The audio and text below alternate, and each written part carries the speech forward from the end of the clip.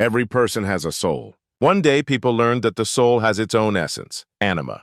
Sometime later, they learned to manifest it in the form of various abilities. But not everyone had a strong anima. Because of the emerging distribution of ranks, people whose anima was too weak began to be despised. Since E rank was the lowest class of society, they were treated the worst. Schools became a tool to raise the status of the country, and during military operations, people with the highest ranks were sent to the front lines. The school where our main character studies was no exception. Students with strong abilities often chose to be bullied in order to prove their superiority. But today, Michael and his friends were unlucky enough to choose a target that was beyond their capabilities. Jumping up, John created a huge iron axe. Smiling, he quickly approached Michael. The guy himself froze in place. He was amazed that his opponent turned out to be stronger than he expected. Coming to his senses, he created a tonfa in each hand to hold back John's attack. The next moment, the iron axe collided with the iron tonfa, producing a characteristic sound. Due to the oppressive force of the enemy, it was difficult for Michael to stay in this position for too long. He turned to Ethan, who was standing to the side, wondering why he was simply watching everything in this situation.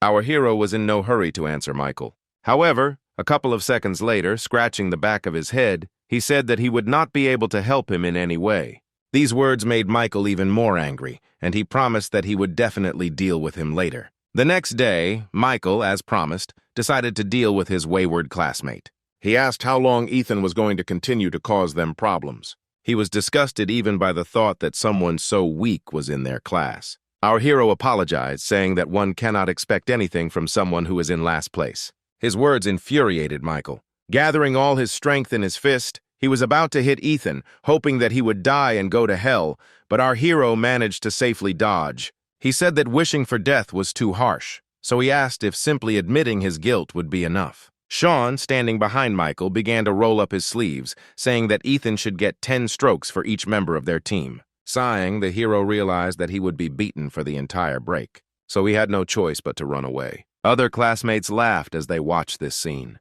However, Ethan was unable to escape from his classmates. He was surrounded at the exit from the classroom. One of the guys said that using abilities in school is prohibited, so Ethan shouldn't even try to counter them. Immediately after this, our hero received a strong blow to the chest. Others watched Ethan's beating, saying that this was the only treatment an F rank deserved. They genuinely didn't understand why someone like him would come to school and disgrace their class. Slowly rising from the floor, Ethan said that it wasn't his fault Michael's team lost. Sean was about to hit our hero again, wondering how Ethan dared to contradict them so brazenly. At that moment, the door opened and their form teacher, Mr. Thomas Reed, entered, announcing from the doorway that he had good news. Due to the teacher's arrival, Sean and Michael had to leave Eton and return to their seats. Noticing that Mr. Reed was too cheerful today, the students asked what it was about, and someone shouted out the suggestion that their teacher was finally getting married. Our main character managed to get up from the floor during this time and sit down in his place. Thomas saw that the hubbub in the classroom was not going to stop anytime soon and got everyone's attention by slamming his fist on the chalkboard, telling everyone to listen carefully. After that, everyone became silent, and he said that their school had been recognized by the state. Glenn assumed that they had once again received some stupid offer from a dubious organization. When he asked how long they would continue to participate in something like this, the teacher approached him and said that it was not up to him to decide and that they would just have to accept what was happening.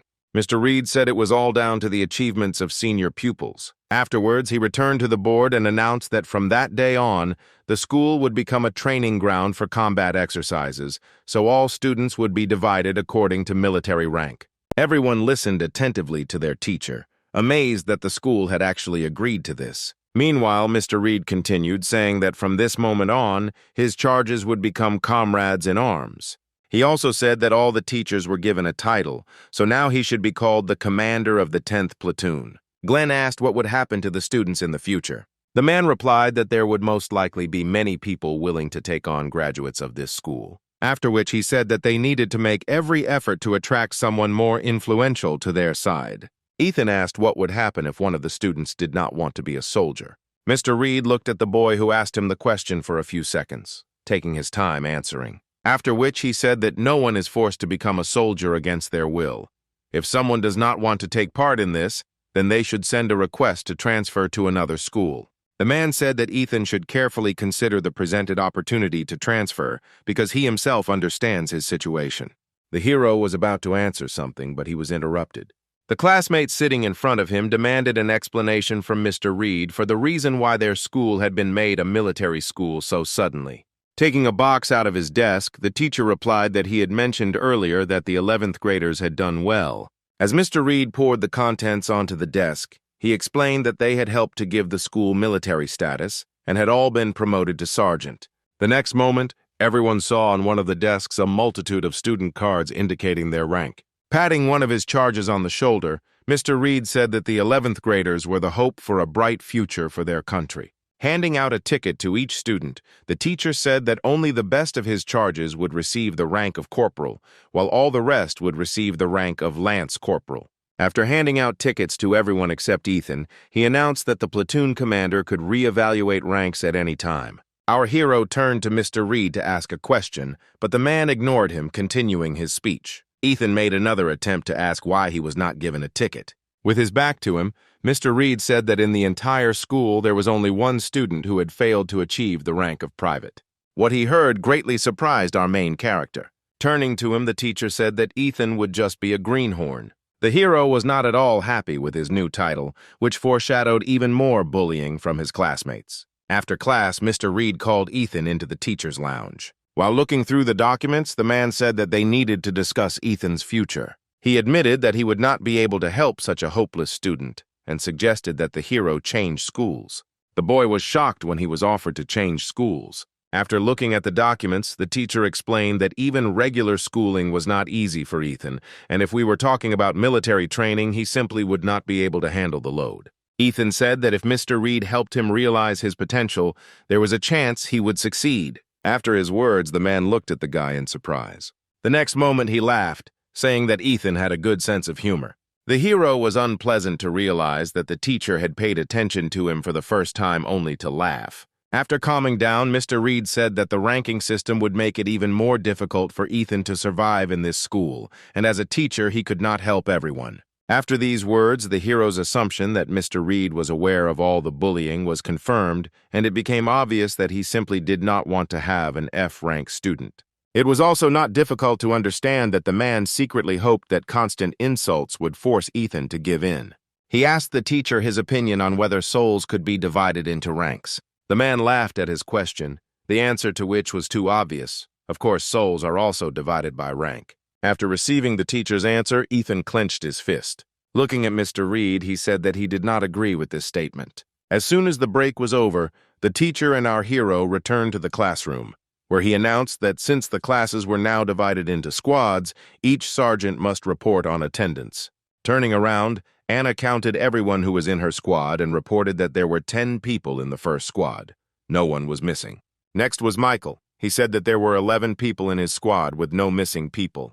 Watching them, Ethan couldn't understand what all these army games were for. Mr. Reed asked the remaining third squad to report.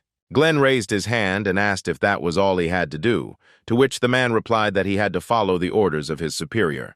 The guy sighed and replied that there were 10 people in total. 2 were missing and 1 was a loser. Leaning back in his chair, he summed up that there were 8 people in his squad, which caused laughter among his classmates. All eyes were on Ethan, who was no longer even considered human. The hero was already accustomed to various kinds of bullying, so he simply ignored all the ridicule directed at him. The teacher didn't pay any attention to this either, and announced that instead of lessons today, there would be an event in the field. He said that government spies are hiding in the school, but even the teachers don't know where exactly. They will observe how the students react to such sudden changes. Mr. Reed was interrupted and asked to get to the point. Sighing, the man said that fights would be held among the school students. All the teams were assigned by the administration. Eliza said with disappointment that if only 11th graders fought among themselves, then their class would no longer be interesting to anyone. Ethan, on the other hand, was glad that he would be able to while away the time by watching the fights. Suddenly, Mr. Reed asked what rank Glenn's ability was. The guy irritably replied that he had a C rank. Afterwards, the man asked what rank his fighting ability was. Questions about his strength irritated Glenn, and he asked why there were so many questions because even without them, it was obvious that he could defeat anyone. Mr. Reed approached his charge and, placing his hand on his shoulder, said that in that case his first battle would be against the 11th graders of the first squad. Realizing who he was about to fight, a stunned Glenn jumped up from his seat. Mr. Reed, meanwhile, told everyone except the third squad to go to the field, after which he announced that Glenn's squad had 20 minutes to prepare. Everyone started to leave the classroom, wishing the third squad good luck. Glenn didn't know what to do because it was obvious that they couldn't stand up to the high school students who all received high ranks. Besides that, there was another factor that irritated him greatly, namely the fact that there was an F rank on his team. Rising from his seat, he walked towards Ethan, who was lying quietly on his desk. A couple of seconds later, Glenn stopped next to him. Rising from his desk, our hero asked what Sergeant Glenn needed. Glenn grabbed Ethan by the hair, saying that he was annoyed by this manner of communication. Coming closer, he said that if the hero did not want to get beaten up in advance, then he should change his manner of speaking. Afterwards, Glenn tossed Ethan aside, saying that the team they were about to fight had a real monster in Antonio. He said that it was difficult to defeat him even with a joint effort, but this time Ethan takes the place of a normal warrior, so the result of this battle is already obvious. The hero asked, confused, if they were going to lose anyway, then what use was he to them? Glenn grabbed Ethan by the tie, asking if he knew the difference between shame and mere defeat. Afterwards, he touched our hero's forehead, saying that if he were to fall in the rankings, it would be Ethan's fault. Turning away, the hero replied that Glenn's rank was not so high that he needed to worry about that. Holding back his irritation, Glenn knelt down next to Ethan, saying that he couldn't even give him a good beating right now because he was needed on the battlefield.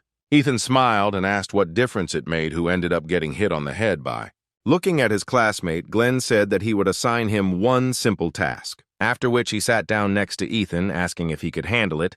The hero replied that he would do whatever he was ordered to do. After receiving his answer, Glenn grabbed Ethan by the vest. He said that Ethan would become his human shield. A few minutes later, the third squad in full force was on the field. Before starting, Mr. Reed checked the microphone to make sure it was working. A few moments later, he announced the start of the battles between the squads. The teacher announced the leaders of both squads, between whom the battle would take place any minute. Even though Glenn took Ethan as his shield, he had a bad feeling about this. Approaching the leaders, Mr. Reed asked if their troops were ready to begin, and they nodded in agreement.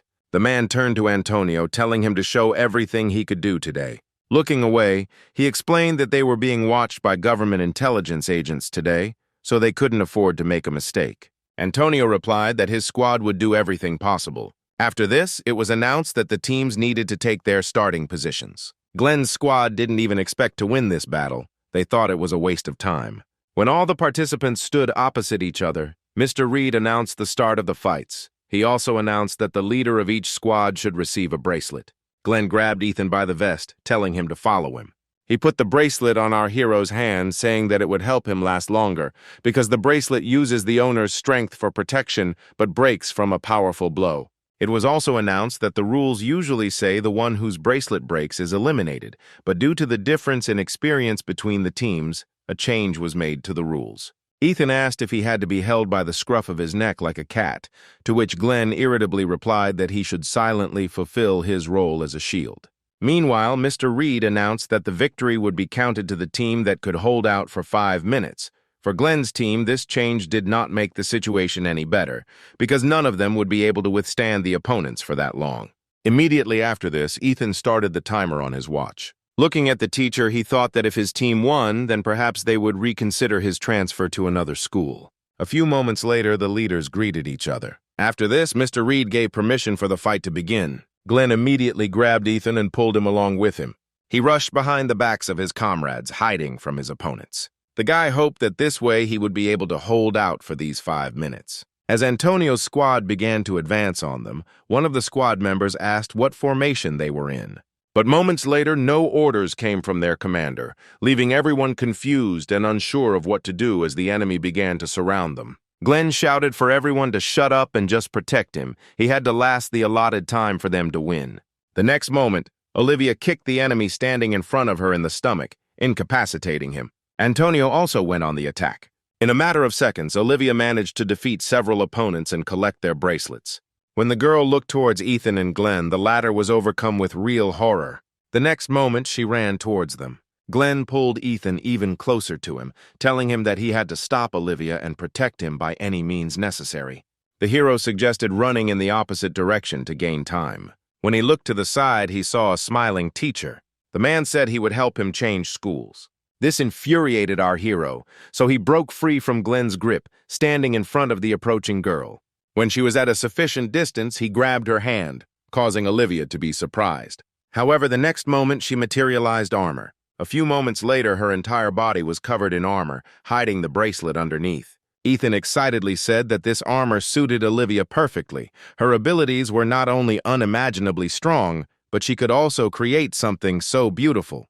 The girl interrupted him, telling him not to make a fool of himself because he was not as weak as he wanted to seem, since he was keeping up with her. In response to her words, he pointed at Glenn, saying that his leader was running away. While Olivia turned her attention to Glenn, Ethan checked the time on his watch and saw that there were still 3 whole minutes left. He tried to figure out how he could hold out all this time.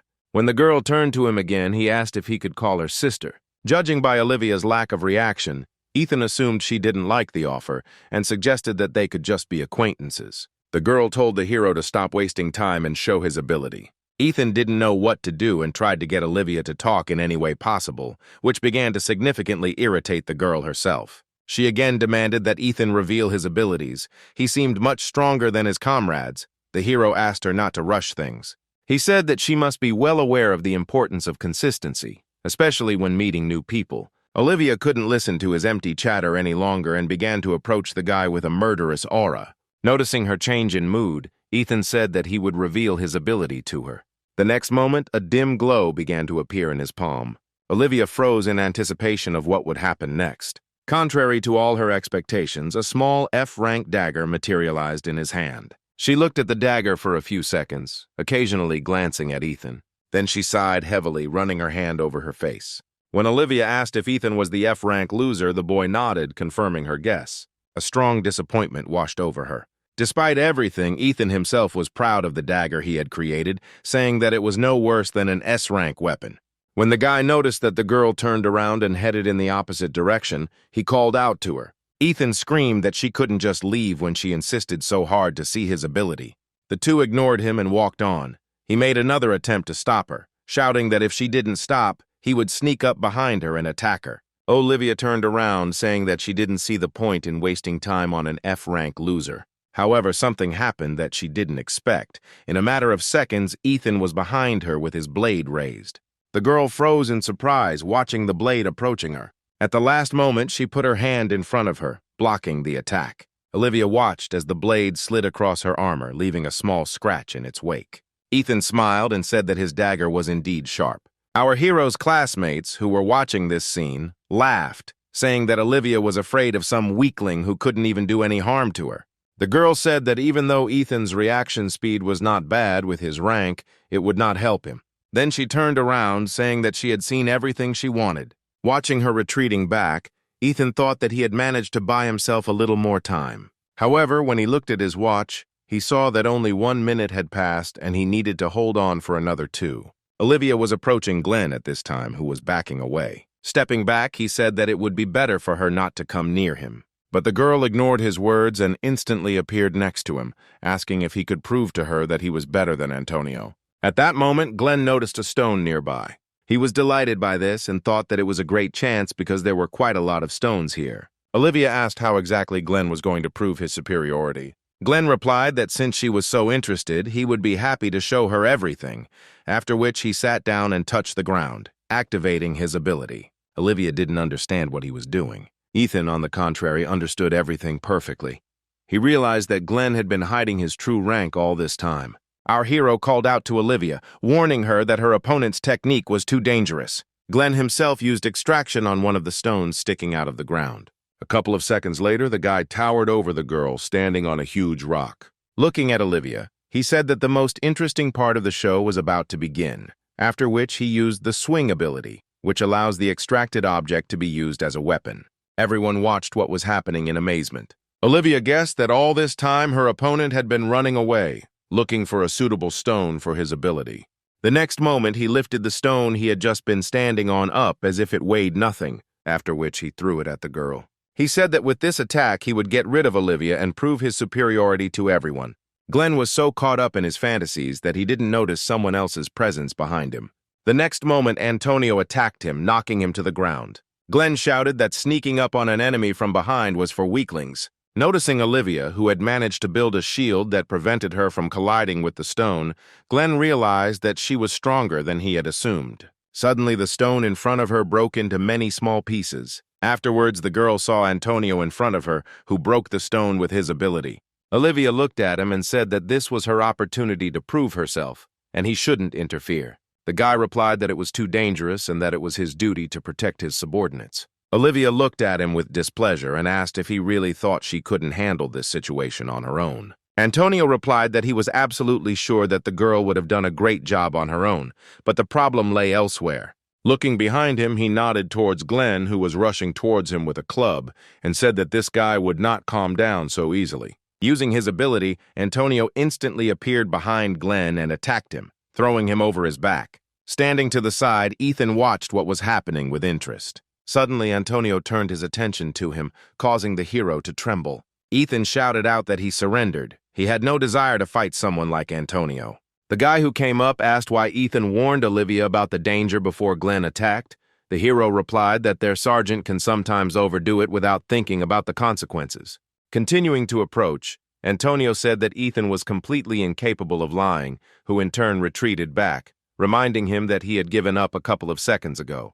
However, Antonio ignored him and appeared next to Ethan, intercepting his hand with the blade. The hero of the hands, due to such an unexpected attack, released the weapon from his hands, pointing it upwards. But the next moment, the dagger was already on his right, and he grabbed it with his free hand. Ethan swung it at his opponent. Antonio had no choice but to let our hero go. After that, he jumped back to a safe distance. He looked at Ethan intently, studying him. Antonio took a defensive stance and asked who he really was. Ethan replied that he was an ordinary warrior from the 3rd Squad of the 10th Platoon who possessed an F-rank ability. Antonio wanted to say something, however. At that moment, our hero's attention switched from the enemy to his wristwatch, which showed that he would only have 1 minute to hold out. The guy asked what Ethan was looking at there. Instead of answering, our hero scratched the back of his head and laughed awkwardly. Then he pointed towards the stands, saying that there was a crowd there just waiting for Ethan to make another mistake. Antonio realized that his opponent was just stalling for time and said that he hated people like him the most. When he asked why Ethan didn't want to at least try to win, the hero backed away from the boy, asking what he could do on his own. Antonio said it was advice, not a warning. Ethan asked if that made sense since he was only an F rank. Antonio said that at the end of the battle, the scouts will pick out the worst and send them to other schools. After his words, the hero began to approach his opponent, saying that he did not want to go to another school. When Ethan stopped, he said that he could not guarantee Antonio would stay alive since he had become his opponent.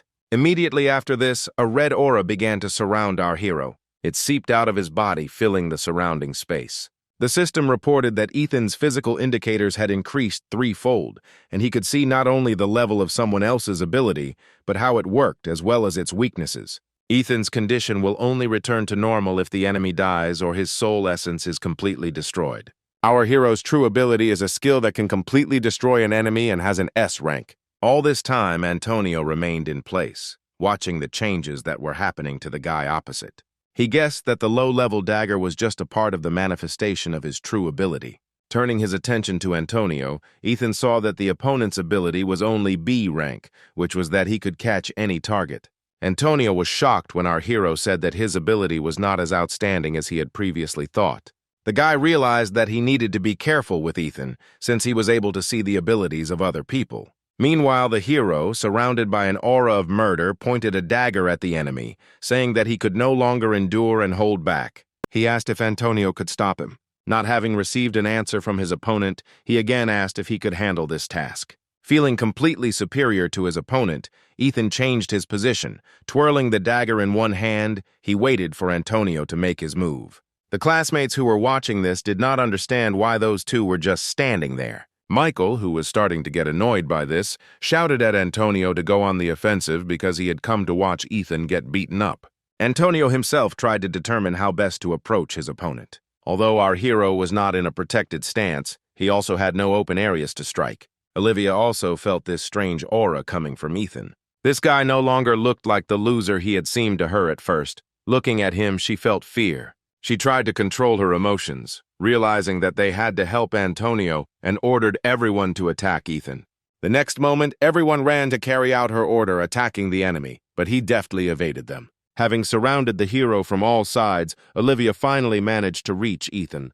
The next moment, our hero found himself pinned to the ground by Olivia. Dissatisfied with what happened, Antonio asked the girl why she did it. She replied that she too was obliged to protect all members of the squad she belonged to. Antonio said that he did not need anyone's protection. Olivia's words about whether he was sure about this made him think. When the girl attacked him, the guy quickly moved away from the line of attack. He also avoided a trap set by other members of the squad. It all looked more like a cat playing with its prey. Straightening his tie, he replied that he wasn't sure if he could really handle Ethan on his own. Seeing the shadow of a smile on Antonio's face, Olivia was shocked and did not hear his words about how she had better dispel her ability before she got hurt. The next moment, her armor collapsed and began to disappear, leaving the girl confused. Others also didn't understand what was happening, watching as their bracelets began to break for no apparent reason. When Ethan noticed Antonio's gaze, he said that they had great teamwork. However, the guy continued to stare intently at the hero, making him wary. Antonio sighed and asked if Ethan had come to his senses. Ignoring this question, our hero turned to Olivia, saying that 5 minutes had already passed and they should get off him. Turning around, Antonio said that next time no one would disturb them. Ethan replied wearily that once was enough for him. However, Antonio ignored him, advising him to practice a little before their next meeting. With a resigned voice, Ethan shouted after the guy as he was leaving that this time was enough for him, and there was no point in them meeting again, but he was again ignored. Following their sergeant, the rest of the squad members hurried to leave the field. Left alone, our hero wearily sank to the ground. A shocked Mr. Reed announced the result of the fight, which was hard to believe. Glenn's squad had won. At the same time, an important conversation took place in the director's office. Director Roger handed over to his guest the documents he had requested earlier. Picking up a stack of documents containing the personal files of students, he came across a recently exposed 11th grade student, Antonio. Patrick noted that he didn't win a single award in middle school, but in high school, he won every single victory. After looking through all his data, he concluded that he was only able to get this far thanks to his rank. While looking at the other students' cases, his attention was drawn to the fact that one of the students had an F rank. He asked Principal Roger for details about this student. The man replied that Ethan was the lowest rank. After much discussion, they had to place this student in the combat class. Patrick became interested in this student. Turning the page over, he saw that there was a more detailed description, but the director said that it was not worth reading. In the special circumstances footnote, it was stated that Ethan lost his parents at age 8 and was unable to awaken his powers due to the shock, was then bullied by other relatives, and awakened his powers at age 10 when the family was burglarized. Something about this made Patrick uneasy, because usually all children awaken their abilities at the age of 8. He had never encountered other cases before where the awakening of a child's ability manifested itself later due to some circumstances. Patrick asked if Ethan's fighting abilities had changed since they were awakened, and the principal replied that when he came to school, he was still an F rank. Something about this guy's case was bothering him, and Patrick began to suspect that Ethan might be deliberately hiding his powers. Putting the stack of documents aside, he said he would like to meet the student in person. The director was surprised by such a request, and he hastened to tell that Ethan would soon change schools due to his low rank.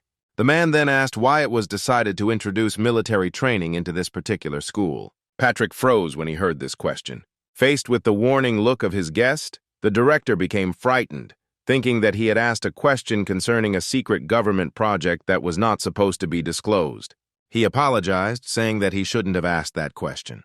Looking at the affairs of the two students who had caught his attention, Patrick replied that they were preparing for attacks from the north. And the system he introduced will help students change and become stronger. Every morning, our hero began the same way. He woke up exactly at 6 in the morning, after which he starts getting ready for school. In front of the mirror, he tells himself that today will be a good day, and at 6:30 he leaves the house. Because he has been given the cleaning duties, he has to go to school so early. This morning, at the entrance, he met other students who had come to school at such an early hour. Rumors of what happened yesterday spread throughout the school, so Ethan's name became on everyone's lips. Smiling, the girl said that most likely Antonio's team simply lost their vigilance yesterday, since they lost to someone like that. They couldn't believe that some loser had defeated 11th graders with a simple dagger. Upon arriving at his classroom, Ethan washed the board and then shook the chalk off the brushes, thinking that it would be better if they had regular whiteboards. Having finished with this, the hero moved on to washing the floors not only in the classroom but also in the entire corridor. Michael and Sean approached him a little later, the latter saying that Ethan's attempts to do at least something brought benefits to their team. Putting his hand on the hero's shoulder, he said that he had managed to surprise everyone greatly that day. Sean admitted that they didn't expect anything from Ethan back then, but somehow they managed to come out on top. After that, he left the classroom. During the next break, Glenn approached him. Ethan thought that they were going to start beating him again. However, contrary to his expectations, a classmate asked our hero to get him a handout on mathematics. Ethan was surprised that they weren't going to beat him up. He thought that because of what happened on the field back then, they stopped bullying him. The next day, students from parallel classes also began to approach him with various requests, such as doing their homework for them. Even though the bullying of him stopped, they began to use him for their own purposes, which exhausted our hero much more. When the lesson was over, Mr. Reed asked everyone not to leave. He reminded everyone that today was the last day to join the units. For the 10th grades, this was mandatory and there was no way to avoid it, so the teacher rushed his charges to make a choice. Ethan thought for a long time about what to choose and whether they would take him anywhere at all. Mr. Reed said those who did not choose anything would be given a separate interview. Everyone in the class started laughing at Ethan, saying that no normal unit would accept an F-rank fighter. Our hero did not attach any importance to their words. However, when he read the list of units offered to him, the former calm evaporated and was replaced by horror. All units in the list are directly related to the Army or the use of the ability. Many have already decided where they want to go and have even split into groups. Michael was no exception and immediately headed to the chosen unit to submit his application. Ethan was left alone in the class, still undecided where he should enroll. He had already studied the proposed list several times, but our hero did not see a solution to the current situation. Suddenly he noticed that in one of the divisions there were no rank restrictions, and there was no interaction with abilities. It was only intended for the development of physical abilities. Ethan decided to sign up here because he assumed it would only be regular physical training and there wouldn't be many people there. True, the hero found it strange that one unit was given an entire gymnasium, while others had to cram into smaller rooms, which caused discontent among some. When he approached the gym, he was surprised by the huge number of people crowded at the entrance. Ethan thought he had come to the wrong place. He looked at the sheet that indicated the location of the unit he needed to make sure it was in the right place. Suddenly, someone from the crowd shouted out that there was an F rank here, drawing everyone's attention to Ethan. Having looked at everyone, the hero realized that almost everyone here was from the 9th grade. He didn't understand why they were gathered here because they didn't have to join the unit. As everyone excitedly shouted that the leader was coming, Ethan moved closer to see who they were talking about. The next moment, he realized who exactly they were calling the leader and decided that he needed to leave here immediately. Antonio noticed Ethan's face among the crowd and walked towards him. Due to constant pushing, our hero was unable to get out of the crowd. He was accidentally pushed towards an approaching guy. Confronted by him, Ethan asked in confusion if Antonio was the leader of the training unit. He nodded, saying he didn't expect to see Ethan here. Our hero was convinced that he needed to get out of there as quickly as possible. He didn't want to cause a fuss if they fought with him in front of so many witnesses. This did not escape Antonio's keen eye, and he asked Ethan where he was going. The hero replied that he had made a mistake and had come to the wrong place. Ethan promised that he would go and look around here and return as soon as he found the office he needed. To his words, Antonio replied that there was nothing else nearby. He looked at Ethan for a few seconds before he made his guess that he had come here in the hopes that there wouldn't be many people here. The hero admitted that this was indeed the case, but there was too much crowd there, so he changed his mind about entering. Antonio replied that it was not so easy to get into his unit, so Ethan could not worry about a large number of participants. But even with these arguments, our hero refused, reminding that his abilities were too insignificant. The unit leader had no choice but to forcefully drag our hero inside. Heading to the middle of the room, Antonio said that he would now conduct the entrance test, which Ethan would take along with everyone else. Taking a quick look at everyone who wanted to join here, he was surprised that there were more people than usual today. Afterwards, he announced that the testing would consist of simply repeating a couple of exercises for Antonio, namely 30 burpees, 30 push-ups, 30 burpees again, and 30 squats. When Ethan heard that the one who would be able to pass would have to complete 10 approaches, he thought that it would be easier to die than to fulfill this condition. A few minutes later, the daredevils from the first group were already running out of steam, completing only the third approach. Some were unable to continue and decided to give up. They chose this unit because they thought it would be easier to get into than others, but that turned out to be far from the case. Ethan stood to the side and watched this, realizing that he had made a huge mistake in deciding to come here. Looking at Antonio, who was doing all the exercises he had listed without any difficulty, without even slowing down for a second, the hero understood why they called him a monster.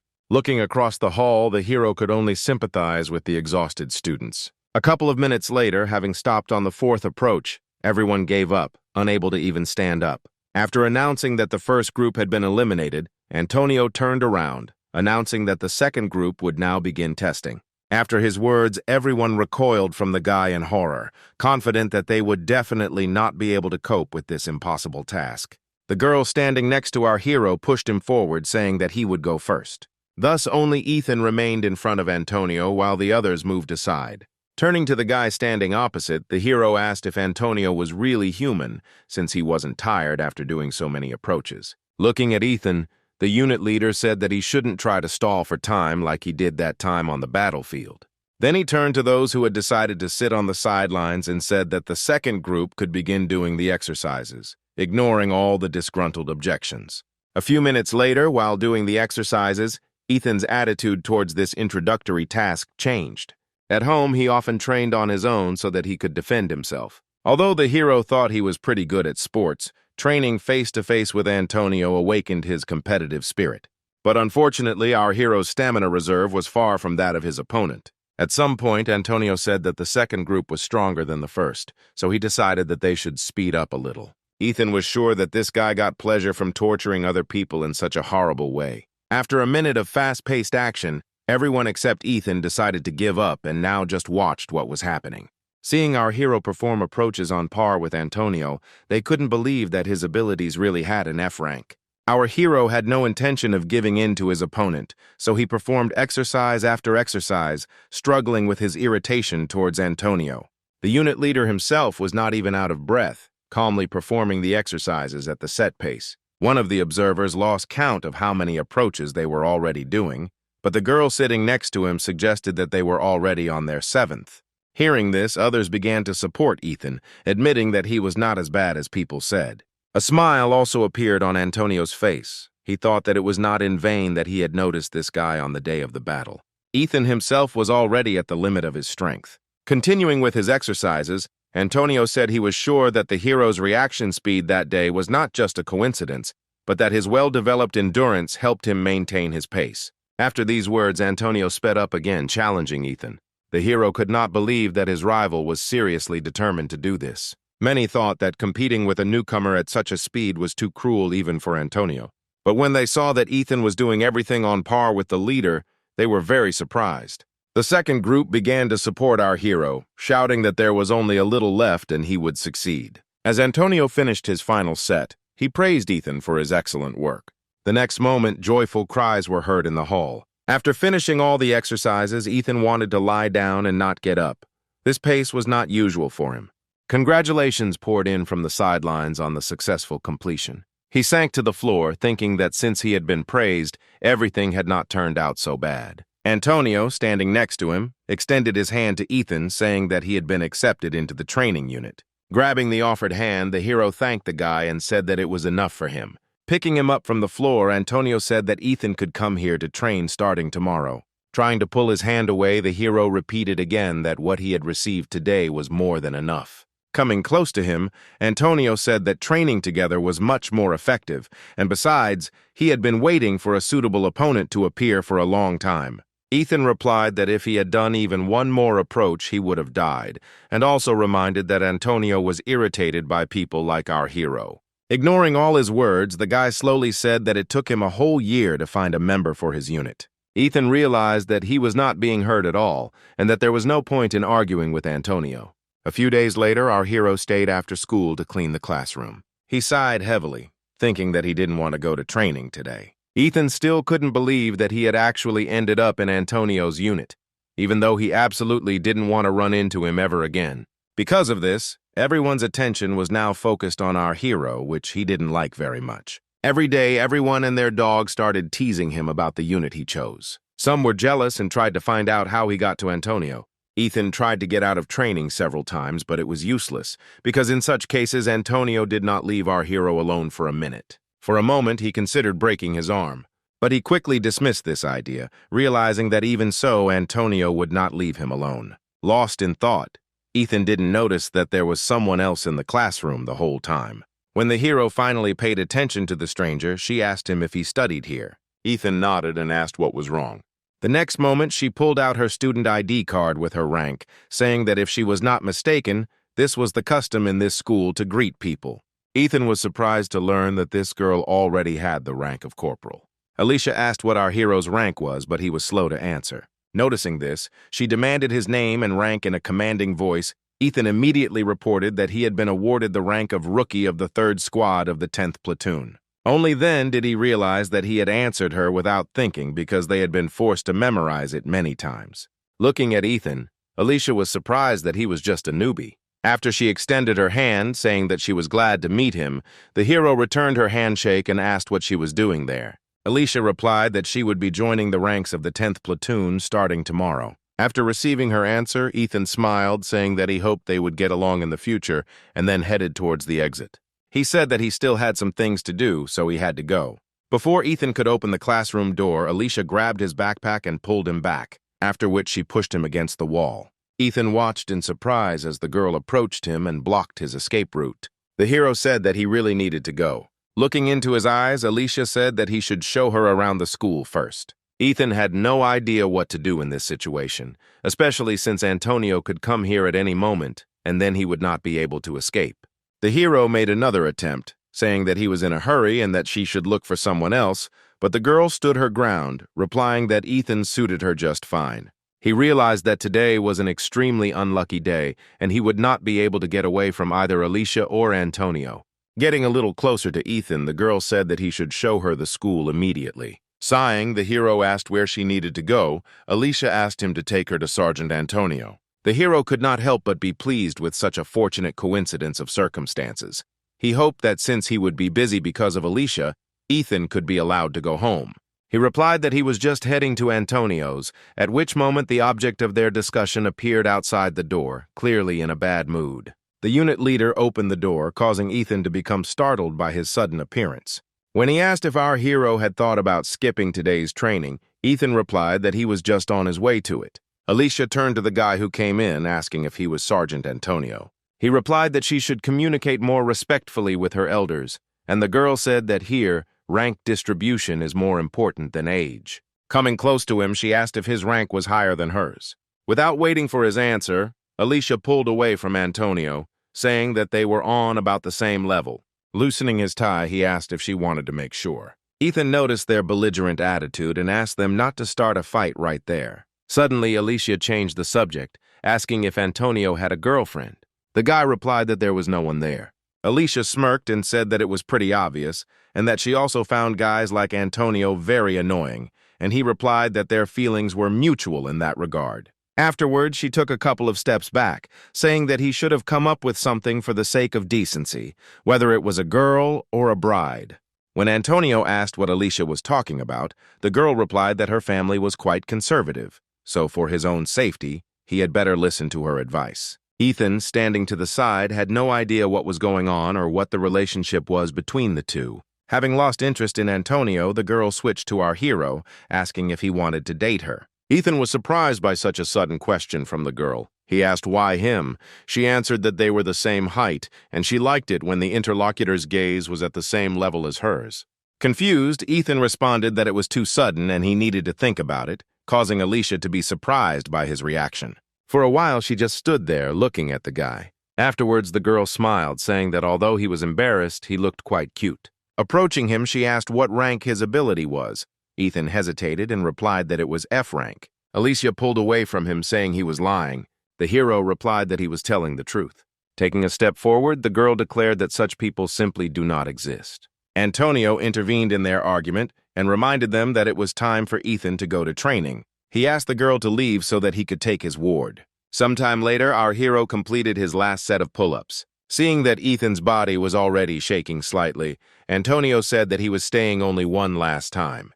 As the hero sank to the floor in front of Alicia, the girl admitted that she thought their training was just an excuse, but to her surprise, the guys had actually been exercising the whole time. Turning to the girl, Ethan asked her for help. Since she had decided to follow them, the girl replied that she did not see the need for it. The hero was amazed that only recently she demanded to be shown the school, and now instead she was watching their training. Pointing at Ethan, she asked why Antonio was training with him. He replied that the guy was an ordinary newbie, whom he decided to help because for him, physical indicators were more important than rank, and he had also been looking for a suitable partner for a long time. The girl smiled, guessing that the real reason was not so simple. Approaching Antonio, she said that she did not understand why she would waste her time on him unless he saw some potential in Ethan. The guy tensed up after her words. Alicia asked him to tell her what Ethan was hiding. After what she saw in this training, the girl was sure that Ethan's abilities were much higher than just F rank. Antonio replied that he did not know anything. Alicia realized that it would be difficult to get any information out of him. Then she decided that it would be best to ask Ethan himself about it. Lying on the floor, the hero replied that the girl was very much mistaken about him. He was just a useless F-rank rookie. From his answer, it was too obvious to Alicia and Antonio that it was a lie, but there was nothing they could do about it. Sighing, the unit leader grabbed the hero by the shirt, saying that there was plenty of time to rest and they needed to continue training. The next day, Mr. Reed announced that there was a new student in their class. Looking towards the door, he told the girl that she could come in. A few seconds later, Alicia stood in front of the entire class, smiling. Everyone looked at her with interest, because it was the first time someone had been transferred to them. Alicia turned to the teacher, asking where her place was. The man replied that she was sitting in the horse with the first squad, but first she needed to introduce herself. Having determined where Ethan was sitting, the girl replied that she liked the third squad and headed in his direction, ignoring the teacher's objections. As she walked past the rows, Alicia asked to be placed in the third squad. Ethan and his deskmate watched the new girl with bewilderment. Pointing to Ethan's neighbor, Alicia said she wanted to sit there and asked to switch seats. The guy replied that this was his place and he had no intention of giving it up. The girl didn't like his answer. Slapping her hand on the desk and leaning towards the guy, she asked if he really didn't want to move, adding threatening notes to her voice. He had no choice but to give up his seat to her. When the girl took her new place, one of the boys called out to her. Glenn asked with displeasure who she thought she was to allow herself to do such a thing. She smiled and asked if his rank was higher than hers, then said that she knew that the highest rank among the students was corporal, and that she was a corporal. Glenn stated that he was the leader of the squad, but the girl no longer listened to him, telling the teacher that she would sit here. Mr. Reed approved of this new girl's self-will. Alicia turned her attention to Ethan, noticing how he sighed in resignation, covering his face with his hands. The girl asked if he really didn't like her that much that he looked so unhappy. Placing her hand on his shoulder, she said that she had sat down next to him in the hopes of establishing communication with each other, but now she didn't know what to do. Ethan replied that he would like to be friends with her and it wasn't that he didn't like her. The teacher didn't let him finish speaking and asked Alicia to introduce herself to the class and tell about herself. The girl inhaled, saying that she had already sat down. A moment later, she stood up, saying that she would introduce herself from here. Glenn turned around, telling her that she needed to stand up in front of the entire class, as it was just common courtesy. Alicia replied that she could be heard well from here, and then smiled sweetly, saying that she was very pleased to meet everyone.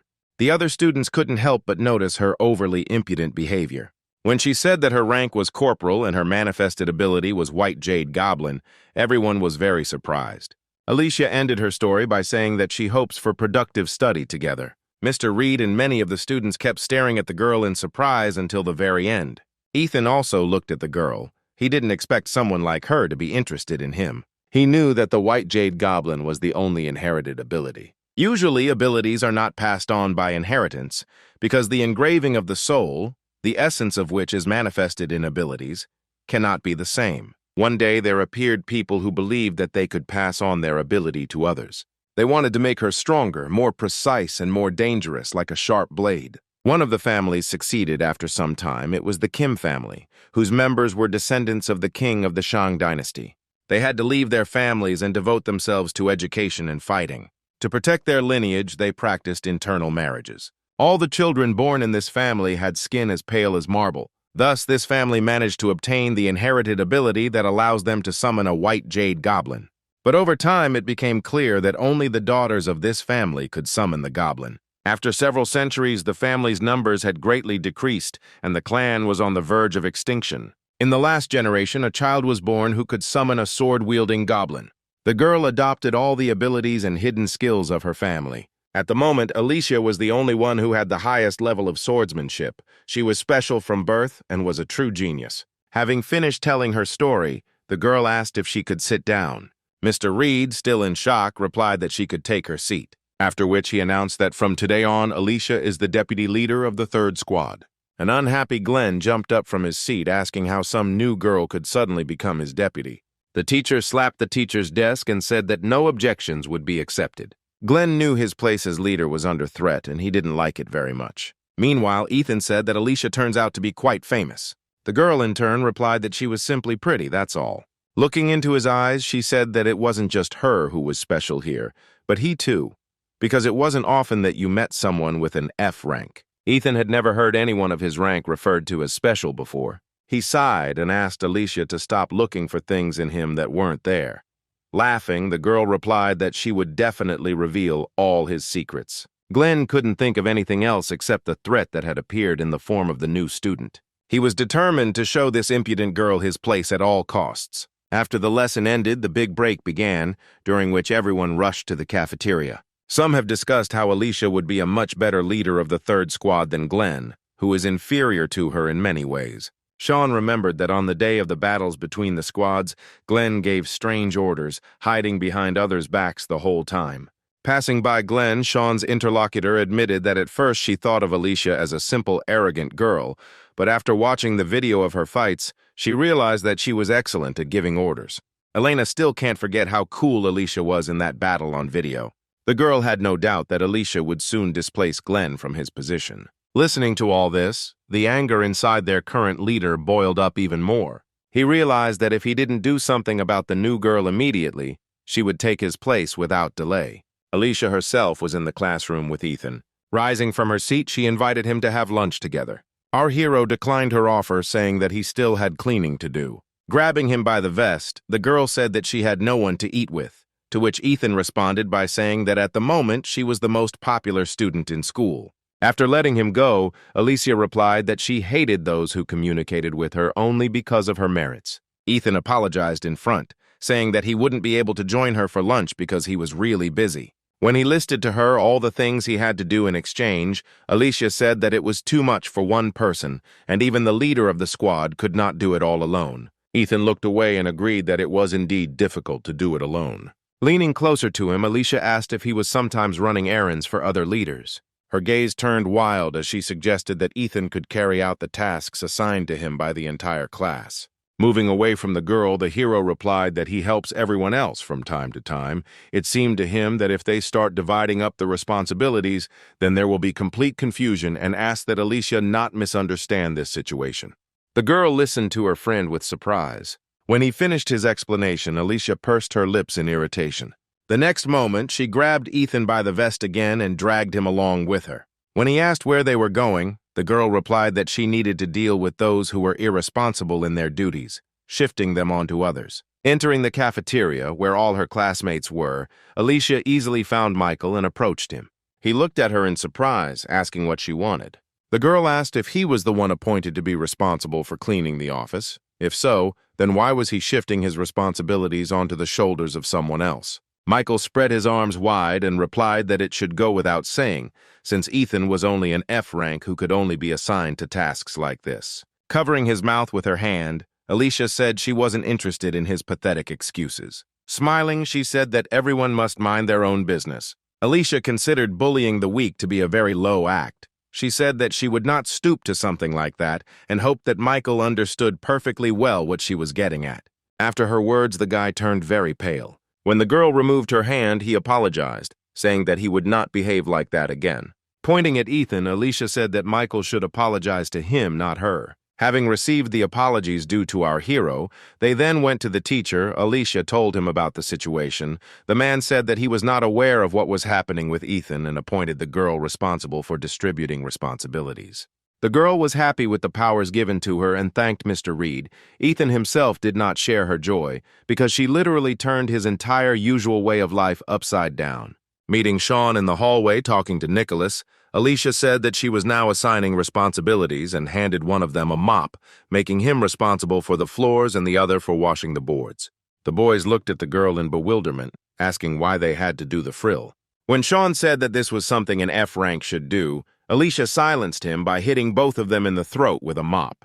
She said that shifting responsibilities onto one person does not add to their honor. At that moment, a disgruntled Glenn called out to her. Alicia turned her attention to him, asking if he wanted to help with the cleaning.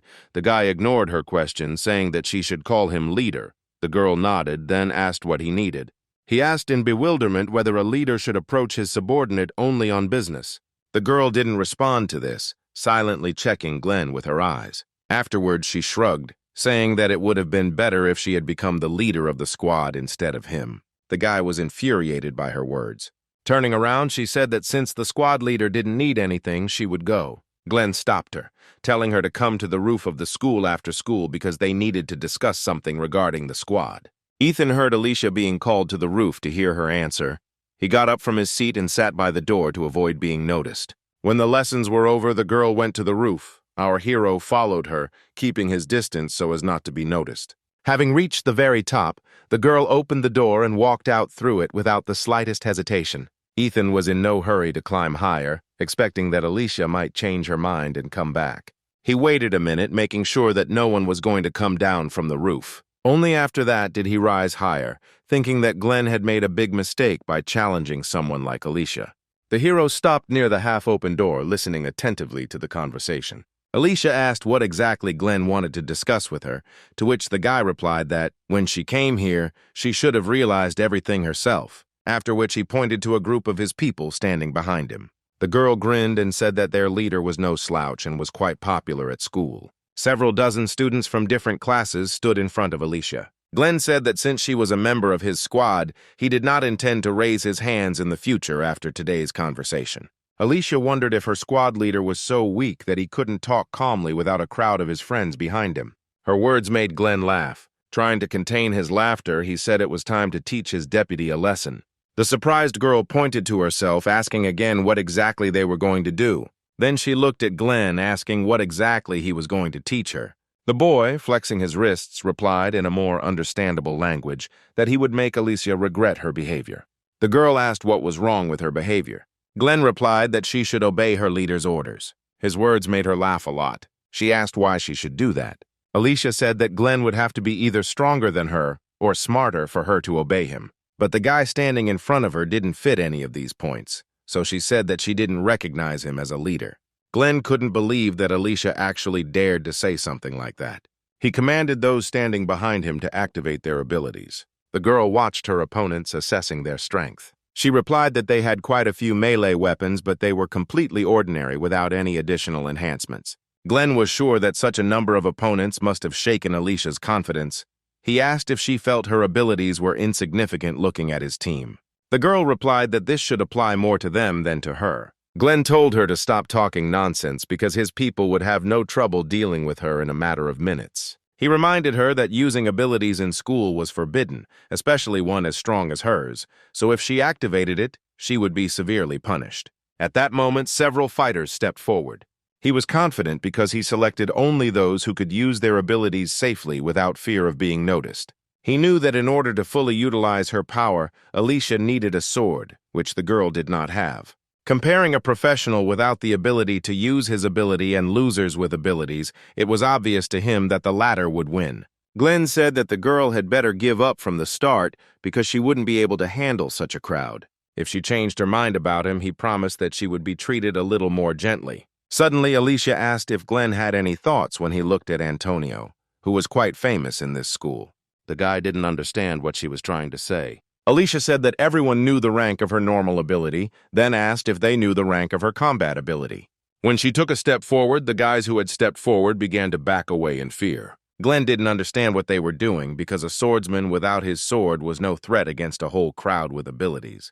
Alicia sighed and said that he should have tried harder during the squad battle. Then she pointed to her forehead, asking if he had forgotten what they had been taught. She reminded him that according to statistics, one A-rank fighter could easily defeat 100 lesser opponents, after which a single horn grew from her forehead and her hair began to lighten.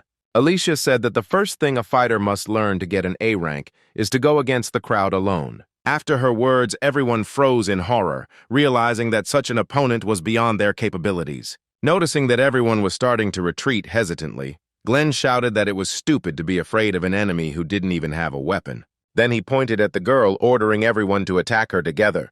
The guy holding the bat decided to trust Glenn's words. The next moment, he was the first to attack her, swinging the bat at Alicia. Contrary to his expectations, the girl simply stood there, not reacting in any way to his attack. Alicia watched the bat approach her face, wondering if this guy was overestimating himself. The next moment, the bat stopped a couple of centimeters away from her.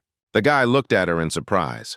The girl intercepted his hand, holding the bat at a distance. Afterwards, she threw the enemy aside and he flew into his comrades standing nearby. As a result, all three lay unconscious, having flown into the fence. After that, she attacked a guy standing nearby. Alicia dealt with a large number of opponents in a matter of seconds without much effort. One of the guys she had defeated tried to get up from the ground, thinking that this girl was invincible even without a sword. He admitted that against her, who was an A rank, they were nothing. Sitting down next to him, Alicia said that he gave up too quickly, so he would never reach her level. Her words seemed like a mockery to the guy. Raising his head, he said that being special from birth, she would not understand ordinary people and the efforts they make to achieve something. Alicia listened calmly to the guy, waiting for him to finish. He was firmly convinced that a person who was born with the strongest ability would never be able to understand how difficult it is for others to achieve something. When the boy fell silent, the girl rose from her knees, saying that he could continue to think like that, but her original combat abilities were D rank. It was clear from his face that he didn't believe her words. Glenn shouted out that there was no way she could be a D rank. There wasn't a single person in the entire country who hadn't heard of her family and what gifted children they produced. He said that for her manipulations, Alicia should have come up with something better. No one would believe that someone like her doesn't have talent. Shrugging her shoulders, the girl agreed that having a D-rank combat ability, while the main ability passed down from generation to generation was of A rank, was a manifestation of true lack of talent. Afterwards, she said that despite her desire to use the sword, she would have to restrain herself to avoid disciplinary action. By this time, many had already managed to come to their senses and rise from the floor, looking at her with fear. Alicia realized that there was no point in trying to prove anything to them with words because they would never acknowledge the enormous amount of effort she had put in to become who she was now. Looking at her palm, covered with many calluses, she said that she would show them all her efforts in practice. Glenn decided to attack her first, rushing at her at the same time as everyone else. However, less than a minute had passed before all the attackers lay helplessly on the floor. Alicia turned her attention to Glenn, who was keeping to the side. He didn't like that everything didn't go according to his plan, and the girl turned out to be much stronger than he expected. Alicia stretched her neck and said that it would all be over once she dealt with him. Glenn chuckled, saying that they could only resolve the situation between them by fighting one-on-one. Then he spread his arms out to the sides, telling the girl to attack him first. Alicia was alarmed by Glenn's careless confidence in himself. She assumed that he had hidden something under his sweater in advance. She complied with his request, moving towards him with lightning speed and telling him that he should relax his abdominal muscles. After which she directed her fist towards his stomach, intending to destroy what the guy had hidden there. Watching Alicia, Glenn was glad that she had fallen into his trap so easily. He knew that the girl was deliberately avoiding punches to the face because she would be punished if everything was found out. That's why he took a step back and ducked, intending to take that blow in the face. Alicia tried to understand the reason why her opponent was smiling in such a situation. At some point, Glenn leaned even lower, exposing himself to the girl's fist. He was confident that if he pretended to have been beaten by Alicia, he would not be punished. When the girl's fist was a few centimeters away from him, suddenly someone intercepted the blow, not allowing Alicia's fist to touch Glenn. Ethan was glad that he made it on time because if he had been even a second late, something irreparable would have happened. Glenn was surprised that an F rank decided to interfere in their fight. Ethan stood up, throwing away the pieces of plastic that had taken the brunt of the impact, ignoring the surprised boy's questions about what he was doing there. The hero stepped on Glenn's hand, silencing him, after which he apologized for such a gross mistake in relation to his leader and asked if he was seriously hurt. Holding his sore arm, Glenn looked at Alicia, asking if she was the one who called this worthless thing here. Pointing at our hero, the girl replied that he had followed her himself. The note of discontent in her voice touched Ethan to the depths of his soul. He said that this life was too cruel to him because he was not welcome anywhere. A few moments later, Alicia's ability wore off. Looking at the distance from where they were to the front door, she couldn't understand how Ethan had managed to cover that distance in such a short time. To make it in time, he would need at least 10 seconds. Somehow he managed to get to them before her fist hit Glenn's face. He was also able to completely absorb her blow without being harmed. The girl clenched her fist, realizing that this guy might be stronger than she initially thought. Feeling something digging into her palm, she opened her fist and was surprised to find pieces of plastic there. Our hero pointed to the sky, saying that the sun was already setting and suggested that everyone go home, forgetting about what had happened here. Glenn stood up and asked who Ethan thought he was to dare to make decisions for others. He said that our hero and Alicia would be in big trouble if he complained to the teacher. Making the most innocent face Ethan could muster, he asked in surprise what he had done. He had only protected his fellow soldier, for which he should be praised. Alicia agreed with him, saying that their junior had indeed protected Glenn's face, so there would not be enough evidence to accuse them of anything. The guy laughed at her words, saying that she shouldn't be so self-confident. Pointing towards the door where he had hidden the camera earlier, Glenn said that everything that happened was recorded. The boy admitted that he was going to show this video to the teacher, proving that Alicia and Ethan, being in collusion, not only violated school rules, but also brutally beat other students. When the guy finished his enthusiastic speech, the hero pointed down, asking if this was the camera he was talking about. Glenn looked down in bewilderment and saw the wreckage of his camera, which would be very difficult to restore in such a state. Ethan apologized to the leader, saying that he didn't know it was a camera and he mistook it for a regular piece of decor. Awkwardly scratching the back of his head, the hero said that it was the first thing that came to hand, that he could find here to soften the blow. Kicking one of the camera fragments, Olivia said that Glenn's plans were not destined to come true, but there was something that worried her more at the moment. Grabbing Ethan by the vest, she asked how he managed to stop her blow. Raising his hands in a gesture of surrender, the hero asked why she was treating him like this, since he had just helped her. The students who had come to their senses watched what was happening in surprise. One of them said that A-rank fighters not only have good skills, but also good luck. Alicia heard these words spoken and froze for a couple of seconds. Then she headed in their direction, dragging Ethan along with her. The boys watched the girl, wondering what she was going to do. She suddenly told them to stop whining about their low rank and advised them to learn a lot from Ethan. Alicia said that they should seriously consider her words and what had happened today, and then turned towards the door. Everyone just watched in surprise as the girl walked away, dragging our hero along with her. Glenn didn't move from his spot even as the door slammed shut, leaving him and his defeated team on the roof. He lowered his head, clenching his fists. Glenn really lost today. That same night, Ethan had a dream about events that happened many years ago. In an apartment covered in blood, a woman with severed limbs screamed and tried to crawl away from a little boy with a knife, calling him a monster. Blood covered the boy's entire body, which was covered with countless bruises from the beatings, which gave him a frightening appearance. Standing in front of the man's corpse, the boy said that he was no different from his uncle and aunt, who raised him like that. At this point, Ethan woke up, jumping up in bed. The next moment, the alarm clock set for 6 in the morning rang. But the hero did not pay attention to this annoying ringing, being overwhelmed by memories from the past that haunt him in nightmares. He breathed out heavily for a few moments. Coming back to reality, he had stopped seeing this dream since entering high school, but recent events made his nightmare return. A few hours later, walking next to Ethan, Alicia noticed that something was wrong with him today. She asked him if something had happened. Smiling, Ethan replied in his usual manner that he was just a little tired, then changed the subject, asking where they were heading anyway. Looking at Michael's group walking next to them, the girl replied that she didn't know because the teacher had only given the detailed information to the sergeants, but most likely they would have a joint lesson with the medical class. A few minutes later, they stopped near a tall building, after which Glenn said that they were there. Alien voices were immediately heard from the side. Students from another school had been waiting for them for a long time and openly mocked our hero's class because they had not shown their best side by being late on such an important day. An irritated Glenn approached them, asking who they were. The girl in front ignored his question and said that they were just interested in taking a look at Alicia, who was rumored to be unusually beautiful and talented.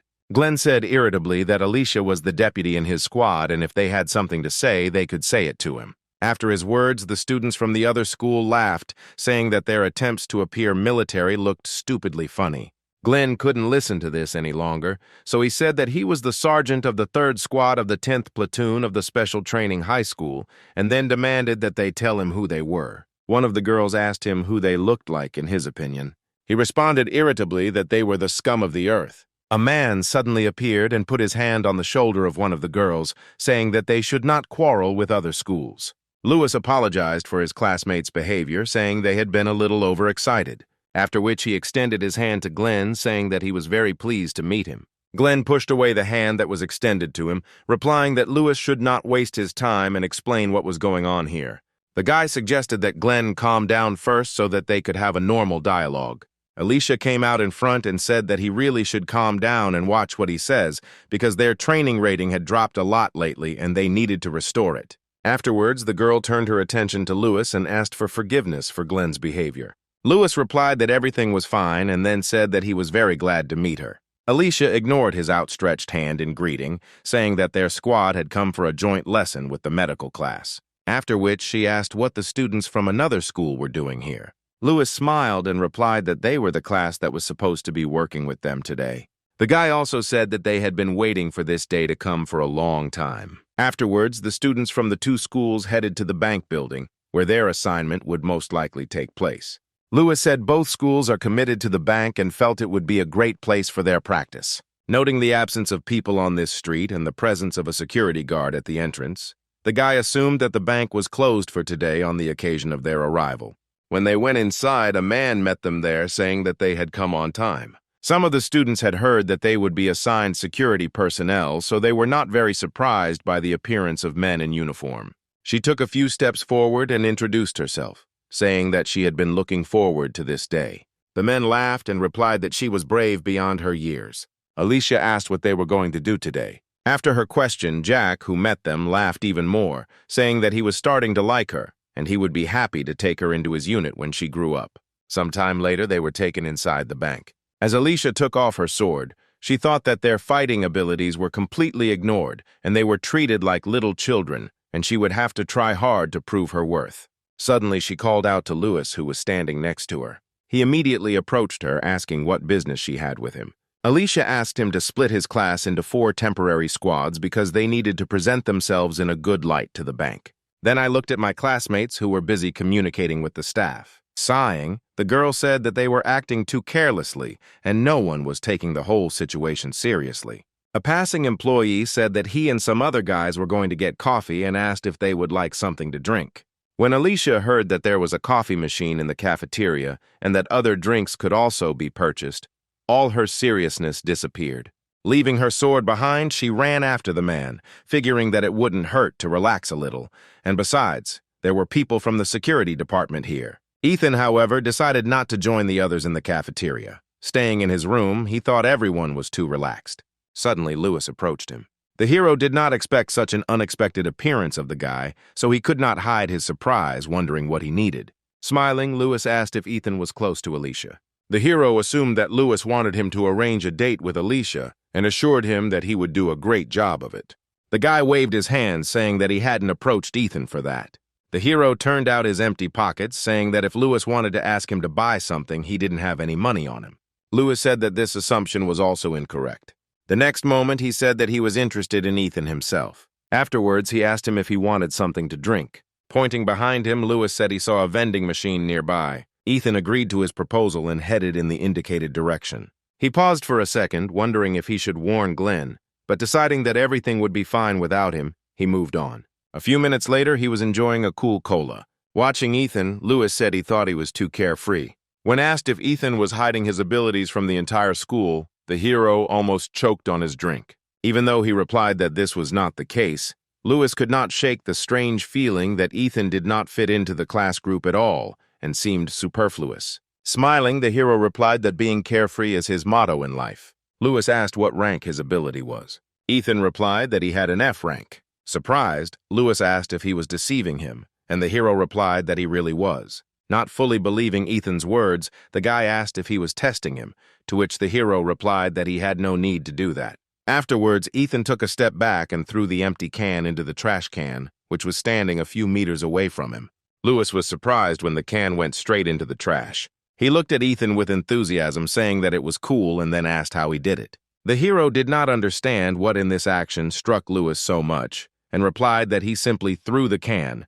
After his words, the guy was eager to do the same. After making sure there was no drink left in the can, Lewis got into a throwing stance and threw the can into the trash. However, he was unable to do the same as Ethan because his can flew over the trash can, crashed into the wall, and then fell to the floor. Lewis ran for the can, saying it wasn't as easy as it looked, to which Ethan replied that the guy just had bad reflexes. After throwing away the can, Lewis said that he wasn't very good at fighting, so he transferred to the first aid section and then asked how Ethan, with such a weak rank, managed to stay in the combat class. The hero replied that Alicia and his innate luck were helping him. Afterwards, Ethan approached Lewis, asking what his ability was. The next moment, the guy's right hand transformed into a blade. Looking at this, Ethan said that this was a pretty good ability with a lot of potential. Lewis transformed his hand back, saying that he hears it often, but the problem is that it hasn't changed at all in all this time. The hero guessed what thoughts were going through Lewis's head and assumed that he was interested in Ethan's rank because he was thinking about transferring to the combat class. The guy smiled awkwardly, replying that it was indeed so. Ethan had absolutely no idea about the man standing in front of him. He said he felt that providing medical care was much better because it would allow him to save the people he cared about. Rubbing his neck, Lewis admitted that he hadn't thought about it that way, and that perhaps he really did need to rethink his approach. Listening to him, Ethan bit his lip painfully, trying to suppress his emotions. A few moments later, he put on his usual smile and, placing a hand on Lewis's shoulder, encouraged him, telling him that he needed to be more confident and take things easier.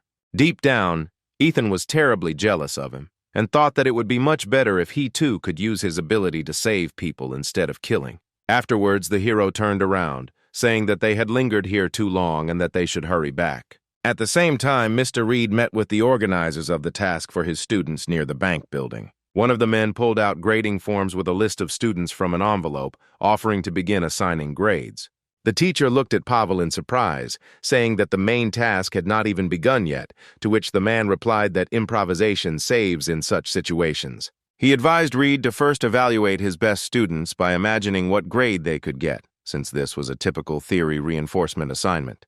The teacher liked the proposed approach and agreed.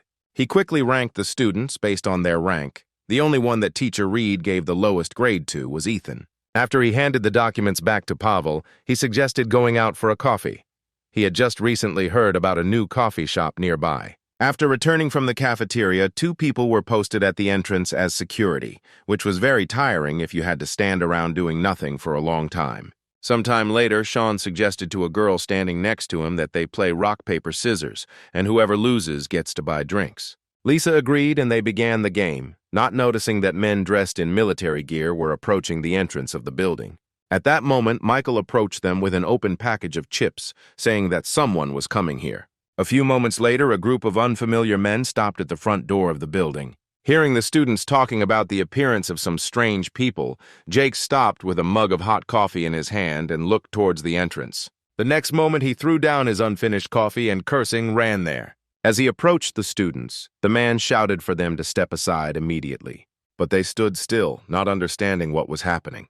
Jack moved behind them in a flash and pushed them aside, after which he created a tonfa blocking the enemy's attack. With difficulty holding back the onslaught of the attacker, John shouted to all the students present to run to the emergency exit.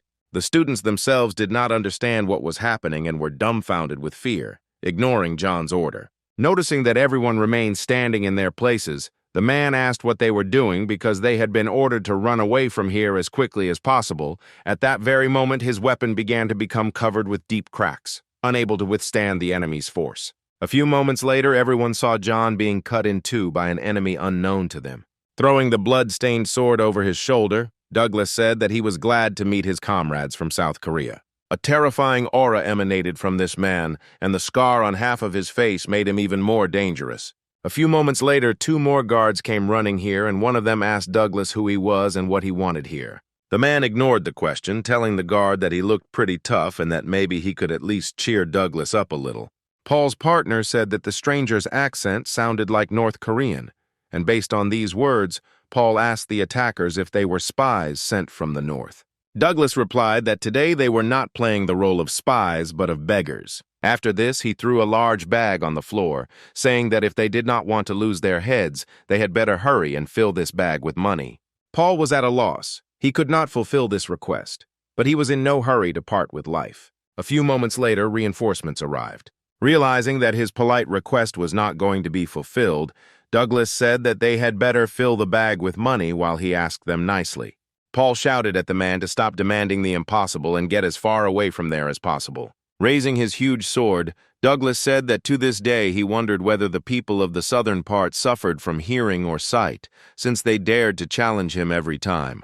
Alicia was behind the guards all this time. Looking at Douglas, she realized that he had a fairly high rank, and they had absolutely nothing to counter such a monster. Paul created a wall of steel to shield himself from Douglas, allowing his colleagues to get closer to the enemy and protect the school children who had become unwitting hostages of the situation. Alicia realized how reckless the man's actions were and ran forward, shouting that he needed to get out of there. But she was too late. At that very moment, the wall built by Paul was destroyed in one blow. Alicia watched in horror as the guard's bloody body collapsed to the floor. Standing next to him, Matt recoiled, realizing that the man who could have provided them with some measure of safety had been killed in a split second. The girl couldn't believe that Douglas had dealt with an A-rank fighter so easily. She came to the conclusion that this man's rank was no lower than A rank, if not S. Douglas looked with disdain at the corpses lying nearby, saying that all attempts to maintain order were completely pointless. Afterwards, he brushed the blood off his sword. Alicia got the attention of the other students by shouting for everyone to obey her orders. She ordered everyone to run behind the bankers' desks. Sean nodded his head, starting to rise from the floor. Watching the students run to the bankers' workstations, Douglas, standing at the ticket dispenser, asked if, since they had decided to become bank employees, he needed to take a ticket to get money. Once on the other side of the room, Alicia told everyone to activate their abilities, and from now on, the sergeants are in charge of their squads. Having never received an answer to his question, Douglas kept pressing the ticket button, saying that he would like to get some money. The sound emitted by this device was very harsh on the ears of our heroes. Jumping onto one of the tables, Alicia said that everyone needed to get together and hold out until the police or teachers came to help. Moving his bag a little closer, Douglas asked that the students not be so inhospitable to their new friend, because they should support each other. Taking a look at the men, Alicia was sure that in terms of strength, they were in no way inferior to Douglas. Meanwhile, the man continued his monologue, saying that their wallets were empty, so they wanted to ask the bank for help, but they encountered an inhospitable attitude towards them which greatly depresses him. Standing opposite Alicia, he asked the name of such a brave girl. When she told him her name, Douglas asked why she had remained silent all this time, ignoring his concerns. Alicia decided that she not only needed to try to buy as much time as possible, but also to try to get some useful information out of him, so she said that the man did not look like a spy, they would not rob a bank, and she suggested that they had escaped from North Korea. Douglas was amused by the girl's words and couldn't help but smile. Without removing the smile from his face, he said that he had better introduce himself. Alicia was surprised that the criminal decided to reveal his identity on his own. The next moment, the man said that they were members of the Plague. The girl had heard about this group before. She remembered that the location of their base was never revealed, and the members of this terrorist group were against all of humanity. Wherever their footsteps, not even insects survive. The only trace that the members of the Plague left behind were piles of dead bodies and pools of blood. The others knew about this group as well as Alicia, which is why fear began to take hold of each of the students. Kicking the bag with his foot, Douglas said that since everyone understood everything, they should start filling his bag with money. One of the girls offered to fulfill his request and simply give him the money. At that moment, Alicia stepped forward, activating her ability. Douglas looked at the girl with some admiration. Alicia, on the other hand, was completely serious and planned to engage in battle with him if necessary. She told her classmates that they should calm down and pull themselves together. Alicia also said that no one said that they would be left alive after Douglas took his money. Looking at the appearance of the girl standing in front of him, he remembered that he had heard about this ability before, but he was able to see its carrier in real life for the first time in his life. From his face, Alicia realized that he already knew about her family and offered the man a fight. She decided to use the chance given to her and convince Duke to fight one-on-one. The man smirked, guessing the girl's plans. He said that she was quite smart, but he would not fall for such a pathetic trick. Spreading her arms out to the sides, Alicia asked if Douglas would go after one student with a whole crowd. The man laughed, then admitted that he liked her bravery, and then accepted the girl's offer, gesturing for his men to step back. When he asked if Alicia was as crazy as her predecessors, the girl replied that there was too much talk, and then asked if they would fight or just gossip. Gripping his sword more comfortably, Douglas said that her provocation was very sweet, and he would gladly give in to it. Pointing his sword at Alicia, the man told her to attack. Without showing her excitement, the girl replied that it was very presumptuous of him to give her such an honor. Looking at Douglas's subordinates standing a little further away, Alicia was sure that he would not break his promise to them, so if she could stay alive, if she could immobilize the man. The girl reached for her sword, but it was not there. Looking behind her and making sure that there was no weapon, the girl felt horror, because without her sword she would not be able to resist Douglas. The next moment she remembered that she had left it during the break. When the man attacked her, she managed to lean back, dodging the attack. The wall behind it was destroyed by one blow of Douglas's sword. Alicia managed to hide for a few moments behind this debris. She understood that if it weren't for her reaction speed, she could have been in the place of this pile of stones. Alicia decided to use the wall debris as her weapon and then jumped on one of the debris that was falling near Douglas, hoping to pin him to the floor. The man noticed her and turned around, cutting the fragment into small pieces, wondering where Alicia's former courage had gone since she had decided to attack from behind. Cursing, the girl landed opposite her opponent. The man pointed his sword at her again, asking if she was sure she was indeed a goblin and not a flying squirrel. Alicia managed to successfully dodge all of his subsequent attacks. The other students watching their fight were amazed that Alicia was able to withstand such a strong opponent.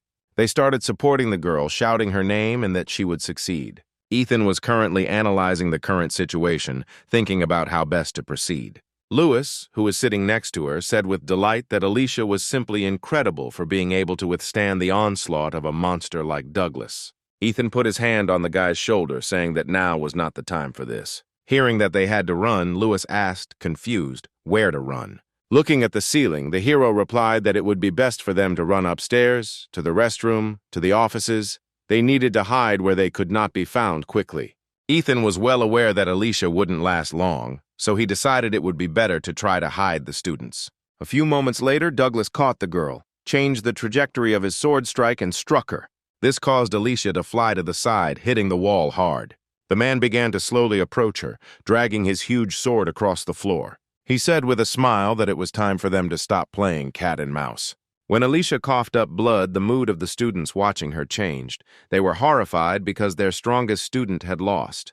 Pointing the blade of his sword at her, Duke asked if this was all Alicia was capable of, and the girl replied that if he was so interested, he should check it out for himself. After her words, the man smiled bloodthirstily. At that moment, Ethan shouted for everyone to run towards the stairs. Douglas was about to finish off Alicia, raising his sword over her head, but our hero's scream made the man freeze in surprise. Immediately after this, Ethan grabbed Lewis by the collar of his jacket and dragged him along with him. Everyone else ran after him. Michael was running in the line, one of the first. He was overcome with fear no less than the others. Looking back, he shouted to those lagging behind that they should not get caught if they wanted to live on, so everyone should hurry. At the same time, Douglas scratched the back of his head, saying that the kids were smart. The subordinates who approached asked him if there would be an order regarding this matter, the man replied, giving the order to catch all the children. His subordinates saluted, replying that this order would be carried out. After that, they went up the stairs and split into groups, several people per floor. Alicia assumed that since Douglas had only given the order to catch everyone, he was not going to kill them. The girl decided to drag out the time as long as she could, once again standing in front of her opponent. Smiling, Douglas said he appreciated her tenacity. He asked if she wanted to join him. Alicia replied that she had no reason to switch sides. Smiling, the man advised her to think carefully about his offer because girls were lining up to meet him. Alicia asked, confused, why she should trust some robber. Douglas realized that he had completely forgotten to introduce himself, after which he gave his full name, Douglas Taylor. Alicia knew the name very well. The man in front of her was not only an outstanding politician in North Korea, but also the best military commander. Douglas said he was excited about rising to the top at such a young age, so he needed a talented woman by his side. Alicia was at a loss. She could not come up with a single good reason to explain why such an influential person would come here in person. Noticing that the girl began to back away, Douglas sighed, sadly saying that it was for this very reason that he usually did not reveal his identity. A slight tremor began to run through the girl's body, trying not to betray her fear in her voice. She said that such a person must have a good fortune and a lot of money. Smiling, Alicia said that with his money she could treat all her friends to dinner at an expensive restaurant. Her words made Douglas laugh. He found the girl standing in front of him quite interesting. Looking at her, the man thought that meeting her was worth coming here, carrying out the order he received to rob a bank with students inside. Pointing to himself, Douglas said that the winner of their duel had long been decided, and she had better be a little more polite to him while he was kind. At this moment, Alicia had just reached the place where she had previously left her sword. Kicking her weapon into the air, the girl said that she almost died trying to get it. When the sword was in her hand, the girl said that in future she should take better care of her things. After that, he began to slowly pull the sword out of its sheath, releasing all his strength. Smiling, Alicia said that in order for Douglas to see what she was truly capable of, she would need a sword. At the same time, the students tried to escape from their pursuers. However, the military still managed to catch up with and capture the terrified students. They returned to the first floor, dragging the children they had found behind them. At the same time, Ethan and Lewis managed to successfully hide in one of the toilet stalls. He looked around and said with surprise that the banks were pretty good at keeping things clean. Lewis asked excitedly if they should go up even higher, since they were only on the 5th floor now while the others had gone up higher. Sitting down on the toilet, Ethan replied that he needed a little time to catch his breath. Looking at the hero, Lewis asked if everything was okay with him. Ethan looked at him in surprise, replying that he was fine. Lewis remembered what had happened to the guards on the 1st floor and was sure that if they were caught, the same fate would befall them.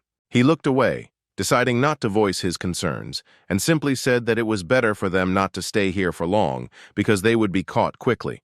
So Lewis took Ethan's hand, helping him stand up. Our hero thought that Alicia would be able to hold out for some time.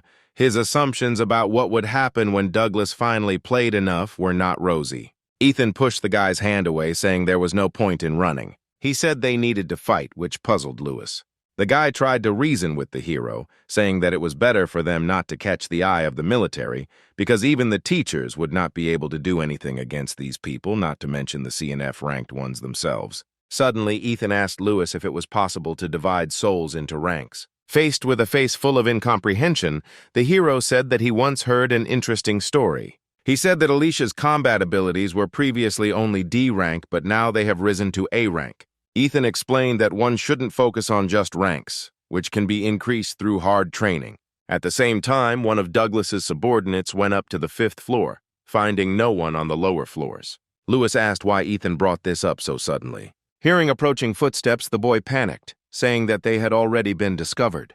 The man intended to check every room on the floor, but due to the noise coming from the toilet, he would most likely limit himself to this room only. Lewis said that now was not the time to talk because they might be overheard. Ethan put his hand on his shoulder, asking him to listen. Coming closer, the hero said that now Lewis should trust him and do what he says. The next moment, the man came inside, telling the students to come out because their conversations could be heard clearly even from the corridor. But his words were ignored and no one was going to come out. Then the man said that his boss doesn't like slow people and they'd better hurry up if they don't want to make him angry. After his words, Ethan looked out from behind the opened booth, saying that the man had a very interesting accent and asked to teach him to speak like that.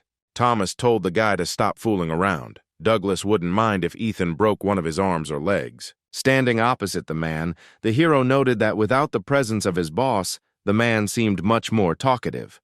The next moment, he created a dagger, after which he directed it at Thomas, who was standing opposite him. The man chuckled and asked if his ability was really that insignificant. The next moment, using the acceleration, Thomas ran towards Ethan, telling him that he better give up. The hero turned to Lewis, telling him that he must escape at the first opportunity. As Thomas approached Ethan, he said that they had nowhere to run because they were both trapped. After his words, the hero stopped holding back, releasing all his power. Just like last time, all of Ethan's stats have been tripled. Thomas, who had previously been moving at high speed, became much slower, which allowed the hero to calculate the trajectory of the enemy's strike.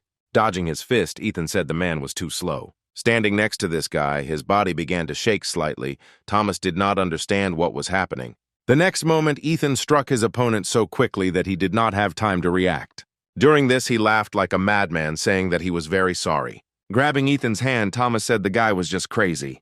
The hero only smiled, looking appraisingly at the man, after which he said that it was quite convenient to be able to accelerate to 100 meters per second. Thomas asked in bewilderment if Ethan was really able to see other people's abilities.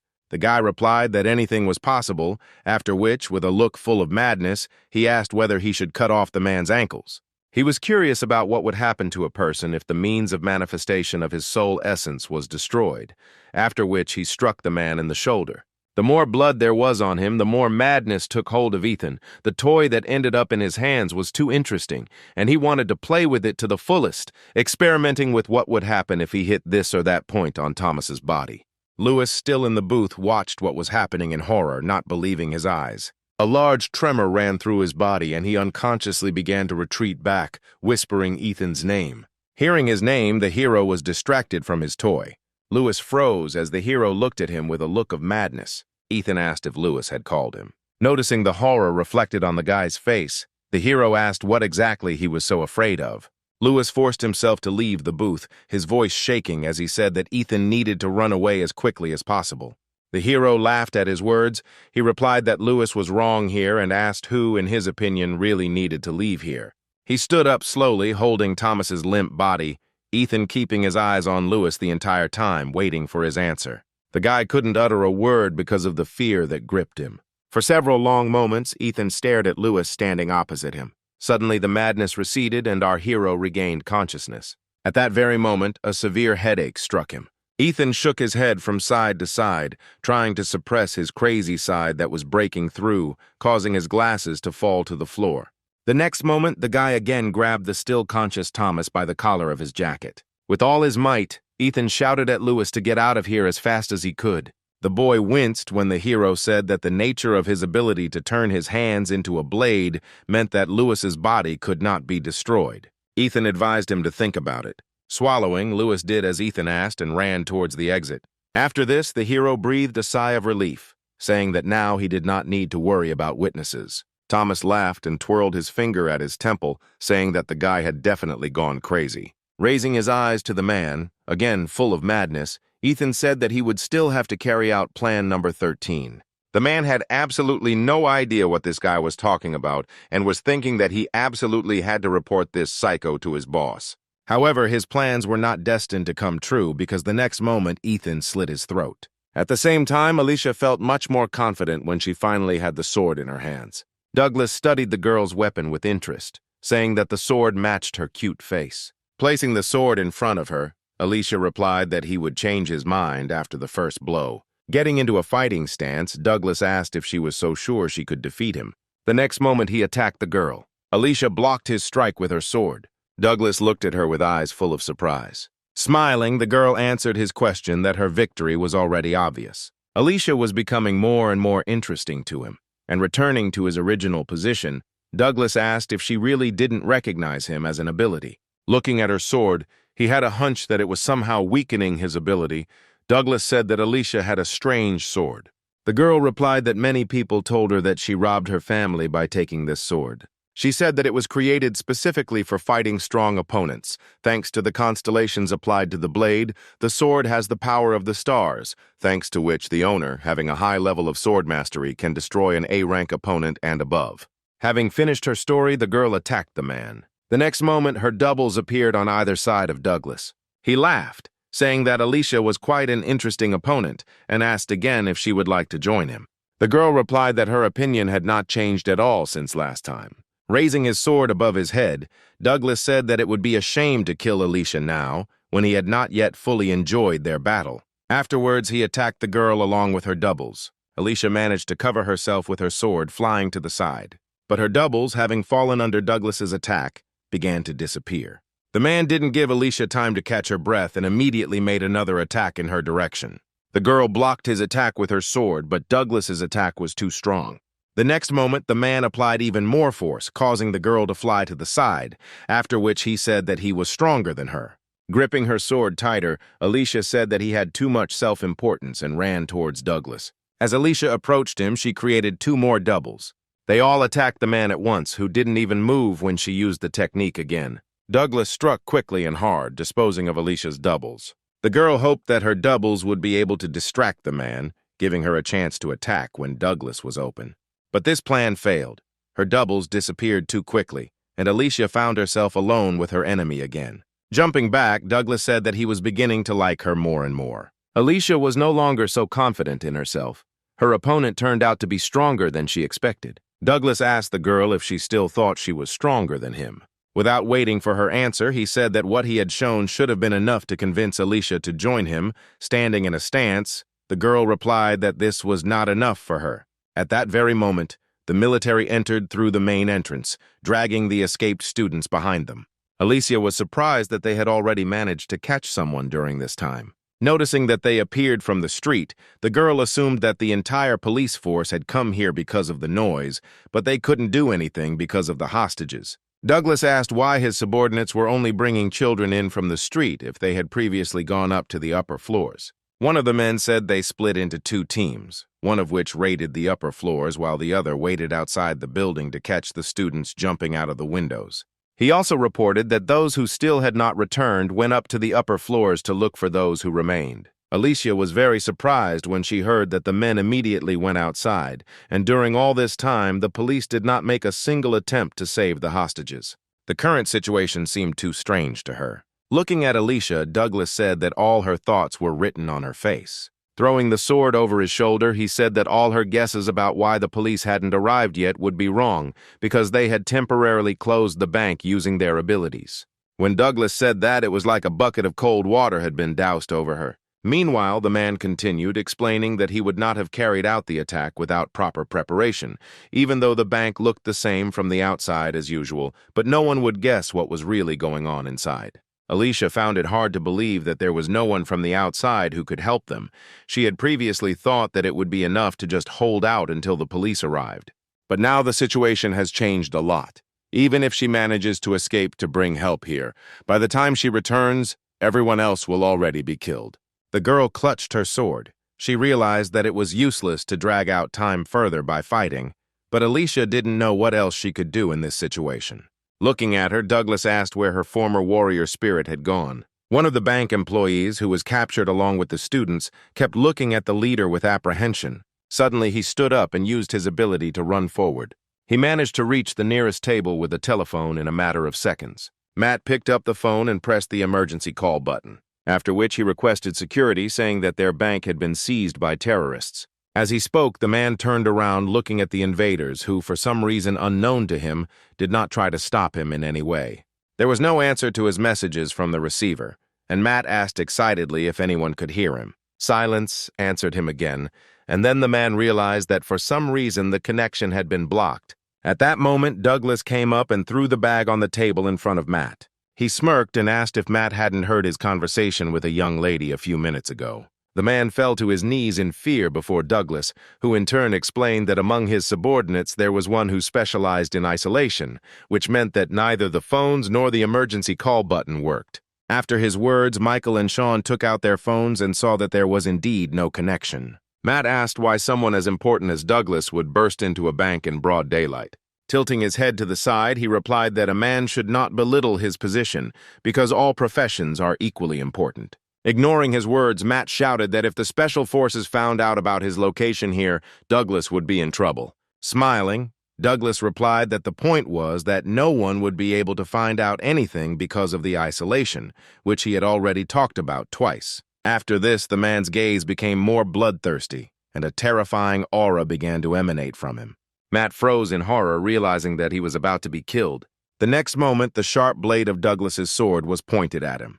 The man said it was time for Matt to learn an important lesson. Douglas then raised his sword over his head. At that moment, Alicia shouted at him to stop, calling him a monster. The man froze in surprise at her words. Turning to her, he asked if he had misheard and if she had really just called him a monster. Alicia suggested that they fight again to determine the true winner. She sincerely hoped that Douglas would agree and leave this man alone. However, contrary to her expectations, he replied that the girl had already suggested this to him earlier, after which he asked if she understood the meaning of the words she had said earlier. Raising his sword above his head, Douglas said that she did not have to answer.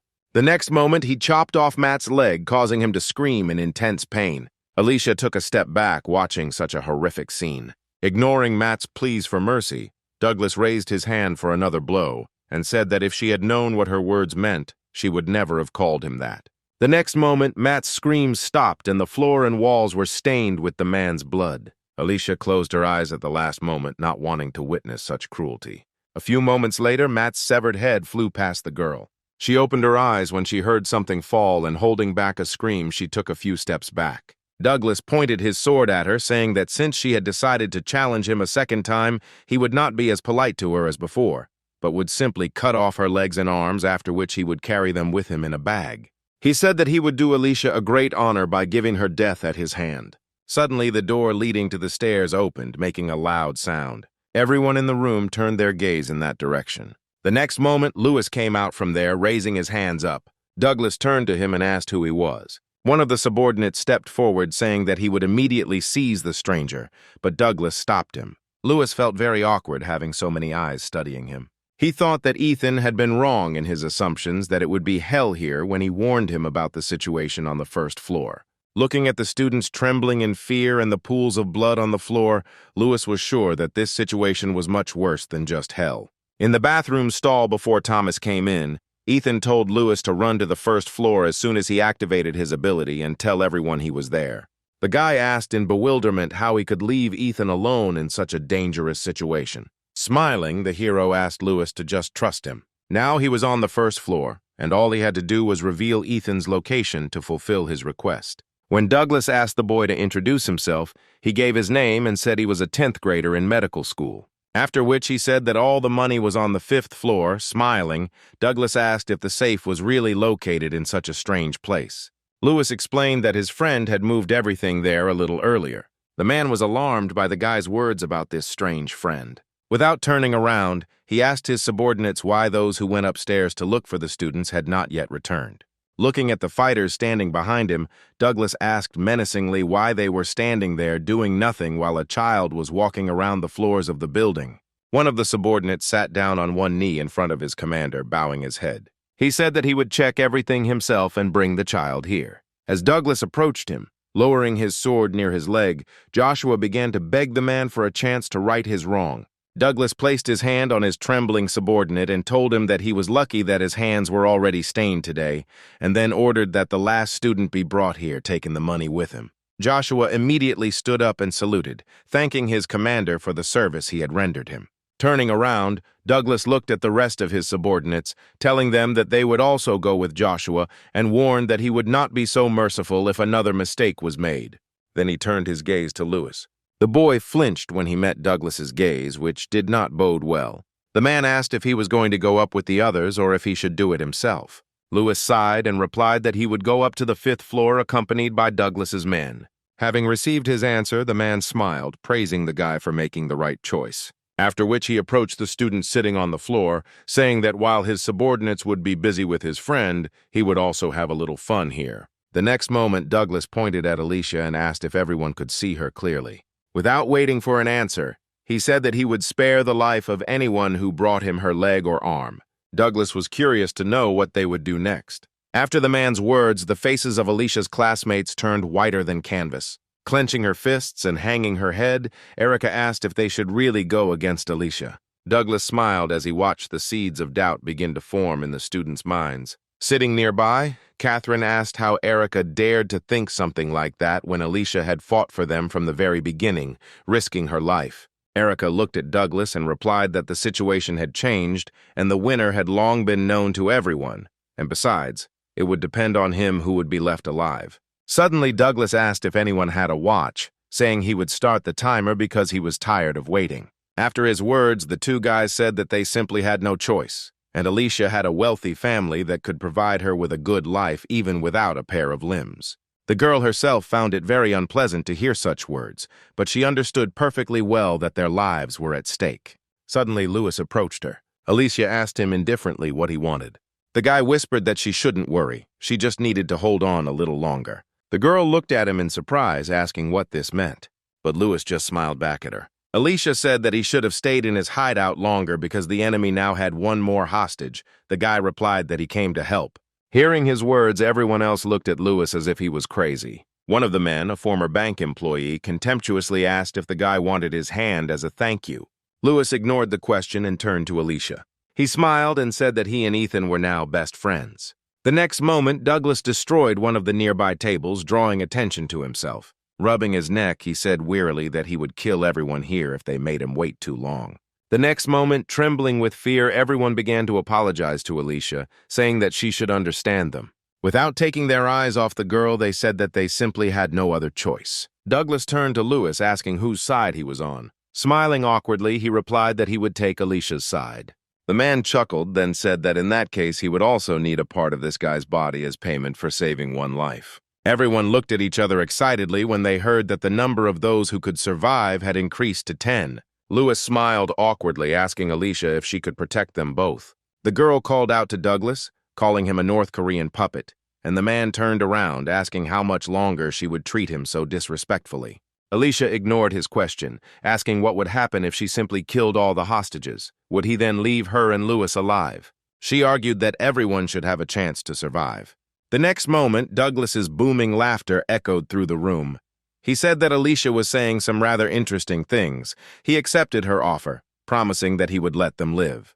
Alicia gripped her sword, pointing it at the students standing in front of her. Seeing that she was serious, they cowered in fear. The girl said that she also had no other choice but to stay alive in this way. Catherine looked uncertainly from Alicia to Douglas. The man, smiling bloodthirstily, asked what everyone was waiting for. They just needed to choose, namely a part of Alicia and Lewis's body or their own heads. Catherine turned back, saying that in such a situation it would be fair to save the majority. She tried to convince Alicia that it was too selfish of her to kill them all for the sake of 2 lives. Alicia replied that she had no other choice, after which she created clones and ran towards Catherine. The girl activated her ability, creating a striking glove. As Alicia approached, she told her to fight with all her might. The next moment, she pointed the blade of the sword at Catherine. She clenched her fist, gathering all her strength. The next moment, her fist collided with Alicia's sword. As soon as the double was dispelled, the real Alicia appeared before the girl. Catherine recoiled, not understanding what had just happened. Pulling her towards her, Alicia delivered a powerful blow to her opponent's stomach. The next moment, she whispered in Catherine's ear so that she would listen to her carefully, after which she asked the girl for a favor. Catherine's eyes widened in surprise. When she finished, Alicia threw the girl towards the other hostages. Catherine showed no signs of life and lay unconscious. Everyone started discussing the fight they had just seen. Looking at Lewis, they decided that he would be easier to defeat than Alicia. Hearing their plan, the girl sighed heavily. The next moment, she stepped forward, telling Lewis to stay behind her. Watching this, Douglas could not hold back another burst of laughter, hiding his face with his hands. He looked up and said that this spectacle was becoming more and more exciting. Not everyone in that room shared his opinion, and they had to desperately cling to life playing by the rules of this crazy man. Alicia stood with her sword pointed towards her opponents, ready to repel their attack if they dared to attack her. Douglas, having recovered from his fit of laughter, shouted for them to amuse him further by killing each other. At that moment, an empty Coca-Cola can flew past him, attracting the man's attention. He turned around with a murderous look and asked what it was. However, there was no one behind him, only an open door leading to the stairs. Ethan, who threw the can, stood a little away from the entrance so that he could not be seen. He smiled bloodthirstily, glad that everything was going according to his plan. Douglas picked up the can, trying to figure out where it came from. Looking at this half-Coke can, Lewis immediately understood who exactly had thrown it there. The next moment, the man turned around and threw the can so that it bounced off and landed near the door. Douglas noticed the silhouette of a man at the entrance and, grinning, asked if he was Lewis's mysterious friend. Instead of answering, the boy attacked the man. Douglas dodged the weapon thrown at him, then asked irritably if he was suicidal for attacking him in such a way. However, when the man looked down to see what exactly he was being attacked with, he froze in place. He saw that these were torn-off parts from the masks of his subordinates, whom he had sent to explore the upper floors. Douglas looked again in surprise towards the door, where a few seconds ago an unknown young man stood, but he disappeared as suddenly as he appeared. He had absolutely no idea what was going on here. Grabbing his sword, Douglas thought that the boy had made a mistake in underestimating his opponent. The next moment, he slashed the air with his sword, putting all his strength into the blow. No one understood why Douglas was delivering powerful attacks, cutting through the air above him. A few moments later, he stopped and the ceiling suddenly began to collapse. Everyone watched in horror as the collapsed section of the ceiling fell on their heads. Alicia ran to the center of the room where the ceiling had collapsed, creating clones along the way. She made it in time, and she and her clones managed to hold that concrete layer over the hostages' heads before anyone got hurt. Douglas, without the slightest surprise in his voice, noted that the girl was very strong, after which he asked her to be patient a little because he needed to meet someone else. Alicia looked at him with hatred, not believing that he was actually going to kill them all. Coming to his senses, he looked at the girl and said that if even one person moved from the spot, then everyone would die. Just as the hostages relaxed and rejoiced that they were all saved, Douglas knocked the air out of their lungs again. Turning around, the man added that now was the perfect time to cut off Alicia's limbs. He advised them to think carefully about his words. At that moment, the girl asked him if he really thought she would just stand there and wait to be dismembered. With a mocking grin on his face, the man replied that if things were different, she would not be standing now with a heavy cloth on her shoulders, after which he said that he needed to leave for a while. Immediately after that, he jumped into the passage he had made in the ceiling with his own hands, flying floor after floor.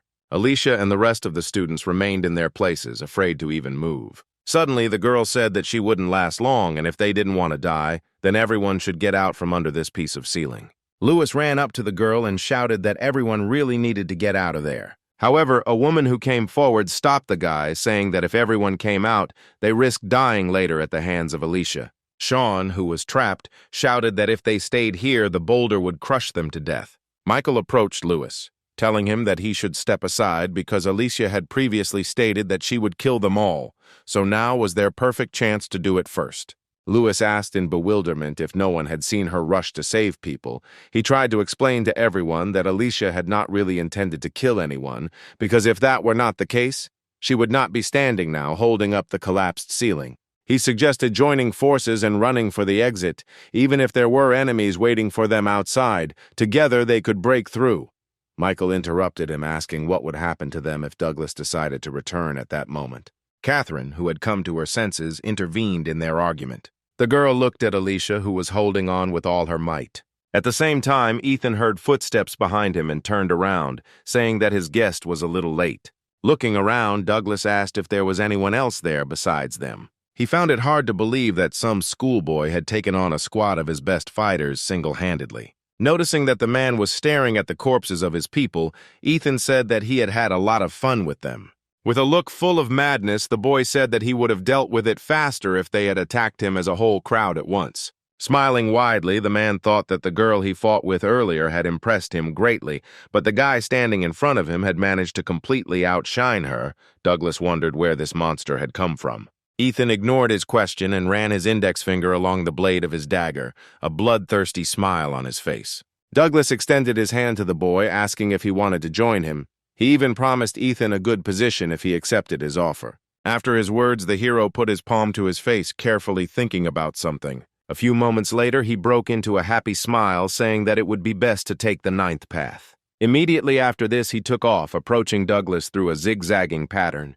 The man stood up when the boy was close enough. Seizing the right moment, Douglas attacked Ethan, but he dodged his sword. The man made several more attempts, but the hero never got hit by a single blow, jumping from side to side. Then Douglas decided to show the guy one of his trump cards, using one of the strongest attacks in his arsenal. However, this time too, our hero successfully escaped the attack by moving behind his opponent. Douglas didn't expect to hit the guy with his last attack, as it was done with a completely different purpose. Seeing Ethan running towards him, the man smirked, thinking that the boy had fallen into his trap. No one knew that his ability allowed the sword to pass through surfaces. When the man activated his ability, Ethan had the opportunity to study it as he quickly approached his opponent. Once at a sufficient distance, the hero said with a smile that Douglas had a rather long name for his ability. The man froze for a few moments, not understanding where this bastard found out about his ability. This hesitation was enough for Ethan to push off from the sword and jump behind Douglas, asking along the way why the name was so long. The man remained motionless, trying to understand what had just happened. Having landed not far from him, the hero continued